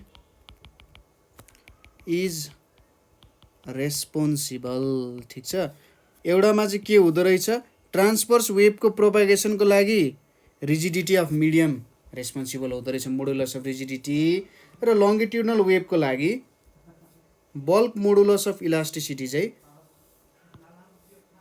responsible हुँदो रहेछ होइन। लङ्गिट्युडनल वेभमा भइहाल्यो बल्क मोडुलस अफ इलास्टिसिटी, र यतापट्टि modulus of rigidity of medium चाहिँ रेस्पोन्सिबल हुँदो रहेछ। कुनै पनि एउटा सोलिडमा मोडुलस अफ रिजिडिटी पनि हुन्छ, बल्क मोडुलस पनि हुन्छ, तर लिक्विड्सहरूमा बल्क मोडुलस मात्रै हुन्छ है। के हुँदो रहेछ, बल्क मोडुलस मात्रै हुँदो रहेछ। त्यही भएर longitudinal wave can propagate inside the liquid. ठिक छ, यो पोइन्ट पनि लेखौँ र माथिको कुराहरू बुझ्ने कोसिस गरौँ। पहिलो कुरा हामीले के भन्यौँ भने a solid has both modulus of rigidity and bulk modulus, but liquid has only bulk modulus. Only bulk modulus भन्न खोजेको प्रपर्टी भन्न खोजे हो है, कन्फ्युज नहुनु होला, प्रपर्टी भन्न खोज्नु भयो। त्यही भएर hence only longitudinal wave can travel in liquid, hence only longitudinal wave can travel in liquid भनेर भन्न सकिन्छ। अब यहाँनिर के भनियो भन्दाखेरि पहिलो पोइन्टमा जाउँ हामी। पहिलो पोइन्टले हामीलाई के भन्यो, ट्रान्सभर्स वेभ प्रोपागेट हुनको लागि रिजिडिटी अफ मिडियम रेस्पोन्सिबल छ र लङ्गिट्युडनल वेभ प्रोपागेट हुनको लागि bulk modulus of elasticity responsible छ। एकदमै इन्ट्रेस्टिङ कुरा आयो यहाँनिर। अब बल्क मोडुलस अफ इलास्टिसिटीले के दिन्छ भन्यौँ हामीले, कम्प्रेसनको कुरा दिन्छ। साउन्ड वेभ ट्राभल हुनको लागि के चाहिन्थ्यो त हामीलाई, एउटा कम्प्रेसन चाहिन्थ्यो, एउटा रियर फ्याक्सन चाहिन्थ्यो। र जब हामी इलास्टिसिटीको कुरा गर्छौँ, इलास्टिसिटीले के भनिरहेको हुन्छ भने कुनै पनि कुरालाई हामीले तन्कायौँ अथवा कम्प्रेस गऱ्यौँ भने ऊ जतिसक्दो आफ्नो ओरिजिनल पोजिसन रिगेन गर्न खोज्छ होइन। हो, कम्प्रेसन भनेको के हो, कम्प्रेस हुनुभयो। रियर फ्याक्सन भनेको आफ्नो ओरिजिनल पोजिसन रिगेन गर्न खोजिरहेछ होइन। हो, यही कुरा भयो हाम्रो बल्क मोडुलस अफ इलास्टिसिटीमा। बल्क मोडुलसले के भनौँ, त्यहाँनिर हामीले प्रेसर दिन्छौँ माथिबाट। प्रेसर दिइसकेपछि के हुन्छ, त्यो खुम्चिन जान्छ। के भयो त, पार्टिकल्सहरू एकअर्काको नजिक आउन थाल्यो। नजिक आउनु भनेको के हो त, त्यहाँनिर अब इनर्जी ट्रान्सफर हुन लागिरहेछ। इनर्जीले के गर्छ, पार्टिकलको एकचोटि डेन्सिटी बढाउँछ, जसलाई हामी कम्प्रेसन भन्छौँ। र त्यसपछि फेरि ऊ रियर फ्याक्ट हुन्छ। रियर फ्याक्ट भएपछि ऊ फेरि आफ्नो पछाडिको डिरेक्सनमा जान्छ। हो, प्रेसर हुँदाखेरि प्रेसर चेन्ज भयो भने के हुने रहेछ त, त्यहाँनिर हाम्रो साउन्ड वेभ प्रोपागेट हुने रहेछ। साउन्ड वेभ प्रोपागेसनमा बल्क मोडुलसले भूमिका गर्दो रहेछ। यति कुरा बुझियो होइन। बल्क मोडुलसले कम्प्रेसन गर्छ, कम्प्रेसन गरेर इलास्टिसिटीको कारण आफ्नो ओरिजिनल पोजिसन हुन्छ। त्यहाँ कम्प्रेसन र रियर फ्याक्सन आयो र जुन जुन ठाउँमा इनर्जी ट्रान्सफर हुँदै जान्छ त्यहाँनिर नै कम्प्रेसन रियर फ्याक्सन हुन्छ। त्यही भएर बल्क मोडुलसको कुरा आयो यहाँनिर। लङ्गिट्युडनल वेभ चान्स ट्राभल गर्नको लागि बल्क मोडुलस अफ इलास्टिसिटीको कुराहरू आउँदो रहेछ। र अब जुन मोडुलस अफ रिजिडिटी छ, मोडुलस अफ रिजिडिटी भनेको हामीले के भन्यौँ त, माथिको इक्जाम्पल अनुसार हेर्नुहोस् ठ्याक्कै यसरी share stress upon shear strain भनेर भन्न सकिन्छ मोडुलस अफ रिजिडिटीलाई। सियरले चाहिँ के गर्छ भन्दाखेरि अलिक ढल्केर उसलाई उसको डिरेक्सनमा चेन्ज ल्याउन खोजिरहेको हुन्छ, प्रयास गरिरहेको हुन्छ होइन। र जेनरली हाम्रो ट्रान्सभर्स वेभ भनेको कसरी ट्राभल गरिरहेको हुन्छ नि, यस्तो खालको डिरेक्सन हेर्नुहोस् त, यसरी ट्राभल गरिरहेको हुन्छ नि, यहाँनिर यसरी ट्राभल गरिरहेको हुन्छ, फेरि आफ्नो पोजिसनबाट यसरी ब्याक डाउन हुँदै हुँदै हुँदै गइरहेको हुन्छ होइन। उसले चाहिँ के गर्छ भने बिस्तारै हिट गर्दै जान्छ, बिस्तारै हिट गर्दै जान्छ र यसरी ढल्काउँदै कस्तो भयो भन्दाखेरि त्यो अब्जेक्टमा म्याक्सिमम् कहाँनिर डिफर्मेसन भइरहेछ, यो पोइन्टमा कम डिफर्मेसन भइरहेछ किनभने यहाँनिर के छ, सबसे थोरै फोर्स लागिरहेछ होइन। यसलाई यसरी बुझ्न सकिन्छ, अझै राम्रो तरिकाले बुझौँ है त। यसलाई मैले सपोज उसको ओरिजिनल पोजिसनमा देखाउँछु है। यहाँनिर एउटा लाइन बनाएँ मैले, यसलाई अलिकति एक्सपान्ड गरौँ। त्यसपछि यहाँनिर मैले यसरी लाइन बनाएँ अर्को। ल, यो उसको ओरिजिनल पोजिसन भयो। ओरिजिनल पोजिसनबाट हेर्नुहोस् त कति टाढा गइरहेछ यहाँ। ए हो, यो टाढापनको कुरा भयो नि यहाँनिर। अब जुन यसरी सोच्नुहोस्, जस्तै तपाईँले कुनै फुटबललाई थोरै फोर्सले किक गर्नुभयो भने त्यो अलिकति अगाडि मात्रै जान्छ, धेरै गर्नु नि धेरै हुन्छ, म्याक्सिमम हान्नु भयो भने त म्याक्सिममै टाढा जान्छ होइन त। कहिलेकाहीँ त अब बनाना भएर फ्री किक गोल पनि लाग्न सक्छ। ल, यहाँनिर के भयो, थोरै थोरै डिस्टेन्स ट्राभल गरिरहेछ उसले। यो थोरै थोरै डिस्टेन्सले हामीले के बुझ्न सकिन्छ भन्दाखेरि जस थोरै थोरै फोर्स इन्क्रिज हुँदै गइरहेछ, फेरि डिक्रिज हुँदै जान्छ, फेरि इन्क्रिज हुँदै जान्छ। यो एउटा यसलाई कसरी बुझ्न सक्यो भन्दा माथि तल एउटा यस्तो खालको मोसन जस्तो बुझ्न सकिन्छ। यहाँनिर यसरी बुझ्न सकिन्छ यसलाई, यस्तो खालको मोसनले आइरहेको छ भनेर बुझ्न सकिन्छ र फोर्स यतापट्टि ट्राभल गरिरहेको छ। हामीले फोर्स अथवा इनर्जी दिइरहेको त यो डिरेक्सनमा हो, तर यसमा चेन्ज यसरी आइरहेछ भनेर देखाउन सकिन्छ। पर्पेन्डिकुलर छ नि त यो चेन्जेसहरू होइन। ओरिजिनल पोजिसन भयो, यो ओरिजिनल पोजिसन छ, ओरिजिनल पोजिसनबाट पर्पेन्डिकुलर डिरेक्सनमा गइरहेको छ। त्यही भएर ट्रान्सभर्स वेभ चाहिँ रिजिडिटीसँग डिपेन्ड हुने भयो होइन। हामीले बुझिहाल्यौँ यो रिजिडिटी अफ मिडियम र ट्रान्सभर्स वेभको डिपेन्डेन्सी रहेछ र बल्क मोडुलस अफ इलास्टिसिटी र लङ्गिट्युडनल वेभको हुँदो रहेछ। अब पालो आयो यहाँनिर अझै रमाइलो इन्ट्रेस्टिङ कुरा, सोलिडको both bulk modulus of elasticity र मोडुलस अफ रिजिडिटी हुँदो रहेछ, तर लिक्विडको बल्क मोडुलस मात्रै हुन्छ। ल ठिक छ, अब मोडुलस अफ रिजिडिटीले दिन्छ उसको सेपमा कति चेन्ज ल्याउन सक्नुहुन्छ तपाईँले, त्यो कुरा बुझ्न सकिन्छ। बल्क मोडुलसले भन्छ भोल्युममा चेन्ज है, त्यति कुरा हो। अब सोलिडको त एउटा सर्टेन सेप हुन्छ, त्यो सेपमा तपाईँले चेन्ज ल्याउन सक्नुहुन्छ मोडुलस अफ रिजिडिटी।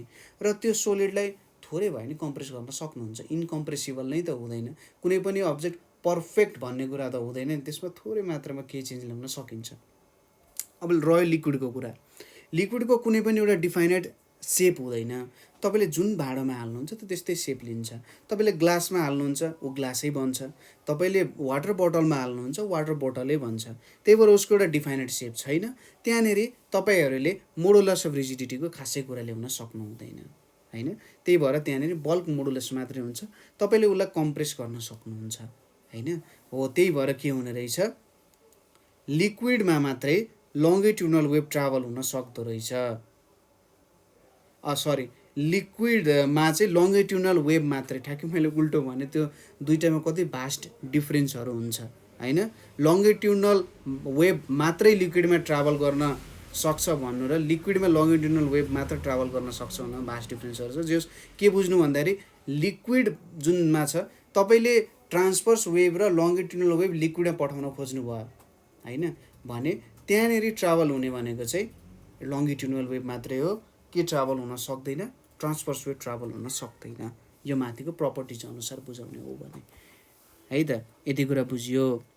त्यसपछि अर्को एउटा एक्स्ट्रा क्वेसन तपाईँहरूलाई भयो, के क्वेसन हुनसक्छ भने रिफ्लेक्सन, रिफ्र्याक्सन र पोलराइजेसन भन्ने कुरा साउन्डमा हुन्छ कि हुँदैन। रिफ्लेक्सनको कुरा त अभियसली हुन्छ, हामीले इकोको कुरा पढ्यौँ, रिभरबरेसनको त्यत्रो कुराहरू पढ्यौँ, त्यो भनेको त के हो, रिफ्लेक्सन त हो नि। एउटा पोजिसनमा ठोक्यो फेरि ब्याक आयो। अब रह्यो रिफ्र्याक्सनको कुरा, रिफ्र्याक्सन पनि हुन्छ। तपाईँहरूले पढ्नु भएको थियो कि डे टाइम र नाइट टाइममा कुन बेला आवाज राम्ररी सुनिन्छ भन्ने कुराहरू त स्टडी गर्नुभएको छ होइन। डे टाइममा अब तलको हावा अलिकति रेयरर हुन्छ, माथिको एयर अलिकति डेन्सर हुन्छ। रेयररबाट डेन्सरमा जाँदा के हुन्छ त, टुवार्ड्स द नर्मल बेन्ड हुन्छ होइन, टुवार्ड्स द नर्मल बेन्ड हुन्छ, आवाज माथि माथि माथि माथि गएको गइ गर्छ। तर नाइट टाइममा के हुन्छ भन्दाखेरि तल कोल्डर एयर हुन्छ, माथि हटर एयर हुन्छ। त्यति बेला तल डेन्सर भयो, माथि रेयरर भयो र bend away from the normal हुन्छ। नर्मलबाट अवे जाँदा जाँदै हामी चाहिँ नाइटमा आवाज मजाले सुन्छौँ, त्यसैले रिफ्र्याक्सन पनि हुँदो रहेछ। अब पोलराइजेसन साउन्ड वेभमा हुन सक्दैन, किनभने साउन्ड वेभ पहिलेदेखि नै एउटा सर्टेन डिरेक्सनमा ट्राभल गरिरहेको हुन्छ। एउटा सर्टेन डिरेक्सनमा ट्राभल गरिसकेपछि उसमा पोलराइजेसन हुन सक्ने सम्भावना अलिकति ज्यादै न्यून छ, अथवा साइन्सको भाषामा भन्नु पर्दाखेरि अलमोस्ट जिरो भनेर भन्न सकिन्छ है त्यहाँनिर। ल यो कुराहरू चाहिँ हामीले बुझ्यौँ होइन। यो क्वेसन्सहरू तपाईँहरूलाई सोध्न सक्छ। अब अर्को एउटा सर्ट एन्ड लङ क्वेसन छ है। हामीले अगाडि नै प्रोग्रेसिभ वेभ र स्टेसनरी वेभको डिफ्रेन्सेसहरू हेरिसक्यौँ, लेखिसक्यौँ, चारवटा डिफ्रेन्सेस पो लेखाएको छौँ त है हामीले। र क्वेसनले के भन्छ भने 2074मा सोधेको थियो। 2074मा के सोधेको छ भने derive an equation for progressive wave, derive an equation for progressive wave भनेर भनेको छ। प्रोग्रेसिभ वेभको एउटा इक्वेसन डेराइभ गर्नु है भनेर क्वेसनले हामीलाई मजाले भनिरहेको छ। यसको लागि हामीले के कन्सिडर गर्छौँ भने let us consider a wave travelling from left to right भनेर भन्न सकिन्छ होइन। र यति भयो, the displacement of vibrating particle in medium is given by y equals to a sin omega t भनेर भनियो यहाँनिर है, y equals to a sin omega t। अब मेनली होइन, म आफ्नै कन्फ्युजन तपाईँहरू सामु पस्किन चाहन्छु होइन। मलाई पनि यो इक्वेसनले किन यो y is equals to a sine omega t भयो भन्ने कुराले धेरै कन्फ्युजन बनायो। तर यो इक्वेसन भनेको एकदमै इम्पोर्टेन्ट रहेछ। तपाईँहरूले साइन वेभको इक्वेसन हेर्नुभयो भने पनि यही इक्वेसन हो, किनभने साइनै छ भने त साइन वेभै हुने पनि होइन। र हामीले लेफ्ट टु राइट भनेर सोच्यौँ। यसको लागि सुरुमा म एउटा सानो फिगर चाहिँ डेभलप गर्न चाहन्छु। यो एउटा भयो, यहाँनिर हामीले बनायौँ यसरी, स्वाट एउटा लाइन तान्यौँ यतापट्टि, यतापट्टि हाम्रो ओमेगा टीको कुरा आयो र यहाँनिर हाम्रो वाइ डिस्प्लेसमेन्टको कुरा आयो। एउटा वेभ यताबाट सर ट्राभल गर्दै गइरहेको छ आनन्दले होइन, यहाँबाट यसरी ट्राभल गर्दै गइरहेको छ। ल यसरी हाम्रो वेभ गयो। अथवा हामीले अझै नबनाउने हो भने नि हाम्रो वेभ चाहिँ यताबाट बनाउनु पर्छ, यो पोइन्टबाट बनायौँ भने ठ्याक्कै हाम्रो कुरालाई डिफाइन गर्न सक्छ। हाम्रो y is equals to a sine omega टीले मात्रै यो भन्न सक्दैन कि हाम्रो वेभ यताबाट यता गइरहेको हो अथवा यो पोइन्टबाट चाहिँ यता गइरहेको हो भनेर अलिक डिफाइन गर्न सक्दैन। ठिक छ, यो डिफाइन गर्नको लागि चाहिँ हामीले फेज डिफ्रेन्सको कुरा ल्याउनै पर्ने हुन्छ है। यहाँनिर फेज डिफ्रेन्सको कुरा हामी ल्याउँछौँ। कसरी ल्याउँछौँ भने सुरुमा त हामीले टर्म्सहरू डिफाइन गर्नु पर्यो। जस्तै यो ए भनेको के हो, एम्प्लिट्युड हो, यो ओमेगा भनेको एङ्गुलर फ्रिक्वेन्सी हो होइन, ओमेगा भनेको एङ्गुलर फ्रिक्वेन्सी भयो, टी भनेको टाइम भयो। ठिक छ, यो टी भनेको के भयो त टाइम हुन गयो। ओमेगाको भ्यालु 2π यफ हुन जान्छ, जुन यो यफ भनेको चाहिँ फ्रिक्वेन्सी हुन जान्छ। यति कुरा त नर्मल्ली बुझ्यो हामीले होइन। अब हामीले यहाँनिर के सपोज गर्छौँ भने if phi be the phase angle of particle P at a distance x from O, then displacement equation is given by भनेर भनिरहेछ। अब यहाँनिर फेज एङ्गलको कुरा आयो। फेज एङ्गलको फर्मुला के हो, फेज एङ्गल भनेको 2π/λ इन्टु फेज डिफ्रेन्स। अब यहाँनिर अर्को एउटा कन्फ्युजन आयो यार, फेज डिफ्रेन्स भनेर फेरि आयो। के हो त यो फेज डिफ्रेन्स भनेको? सपोज गऱ्यो एउटा पार्टिकल यो पोइन्टमा छ होइन, ऊ स्वाटै भाइब्रेट हुँदै यहाँनिर पुग्छ। एउटा यहाँनिर छ भने ऊ स्वाटै भाइब्रेट हुँदै यहाँनिर पुग्छ। यो डिफ्रेन्स भनेको के हुन्छ, फेज डिफ्रेन्स हुन्छ। यसलाई डेल्टा एक्स भन्न सकिन्छ। यो फेज डिफ्रेन्सलाई कसरी भेटिन्छ भने यो पोइन्टमा छ नि, यति भनेको सपोज x2 भनेर मानौँ, यति भनेको x1 भनेर मान्यौँ भने डेल्टा एक्स भनेको x2 माइनस x1 भनेर लिन सकिन्छ। यो भनेको हाम्रो पाथ डिफ्रेन्स, सरी यसलाई पाथ डिफ्रेन्स भन्छ।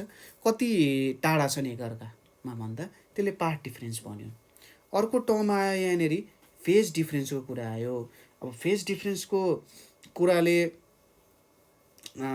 कस्तो खालको एउटा भूमिका खेल्यो भन्दा यो पार्टिकलहरूको एउटा नेचुरल्ली चाहिँ कति टाढा छन् भन्ने जस्तो कुरा भयो होइन त। यो त यहाँनिर हामीले यो ओमेगा टीवालामा प्लट गऱ्यौँ। अब यो एङ्गुलर हिसाबमा हामीले हेर्ने हो भने होइन, जस्तै मैले यहाँनिर एङ्गल बनाएँ नि, सपोज यो एङ्गल बन्यो, एङ्गुलर हिसाबमा हेर्ने नि यो चाहिँ कति डिफ्रेन्स छ भन्ने कुरा भयो।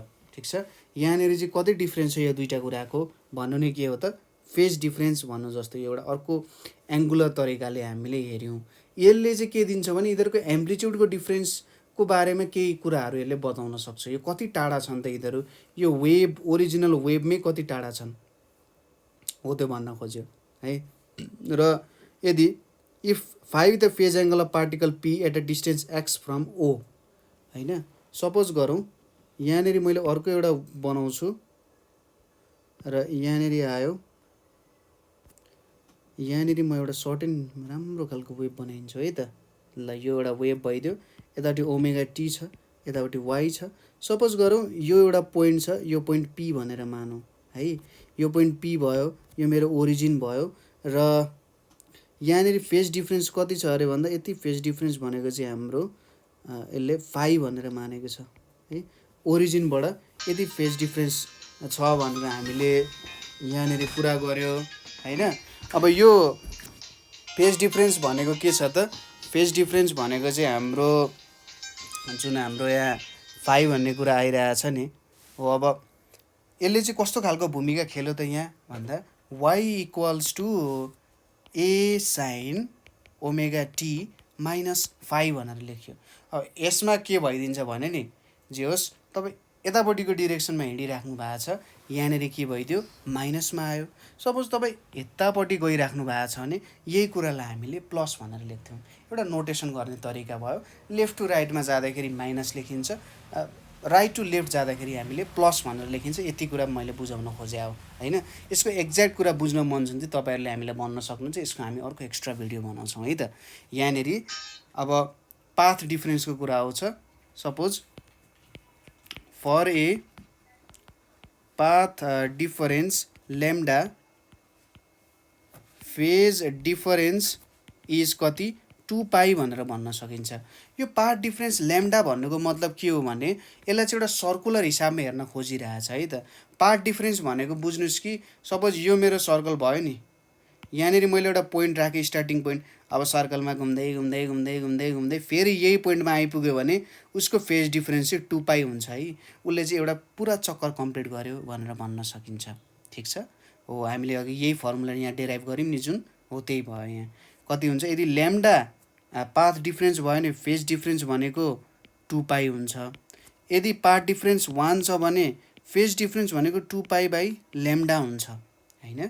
त्यसै गरी पाथ डिफरेन्स यक्स छ भने फेज डिफरेन्स भनेको 2π/λ इन्टु यक्स भनेर हुन्छ। त्यही भएर फाइ भनेको अथवा फेज डिफरेन्स भनेको 2π/λ इन्टु यक्स भनेर लेख्न सकिन्छ। अब हामीले y = a sin ωt minus 2π/λ into X भनेर लेख्न सकिन्छ यहाँनिर। त्यसै गरी y = a sin, अब यसलाई के लेख्न सकिन्छ त 2π f यहाँनिर t भयो माइनस 2π/λ यक्स भयो यो। ठिक छ, यति कुराहरू बुझ्यो। यहाँनिर के आउँछ अब a sin 2π छ, यसलाई इन्टु 1 टाइम पिरियड भयो, यो t भयो माइनस 2π/λ x भयो। यहाँनिर अब a sin हामीले 2π कमन छ, 2πलाई बाहिर निकालिदिउँ भने यहाँ 2π बाहिर आयो। यहाँनिर t / t माइनस x/λ हुन गयो। ठिक छ, यति कुरा भयो।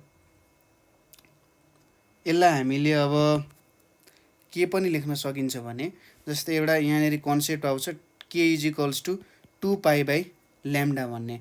यो के भनेको चाहिँ वेभ नम्बर भन्छ। ठिक छ, वेभ नम्बर भनेको कुनै एउटा टोटल सर्कलमा कम्प्लिट गर्दाखेरि त्यहाँनिर कति नम्बर अफ वेभ्स छ भन्न खोज्ने, अथवा यसले एउटा वेभ भेक्टर भन्ने कुरा दिन्छ।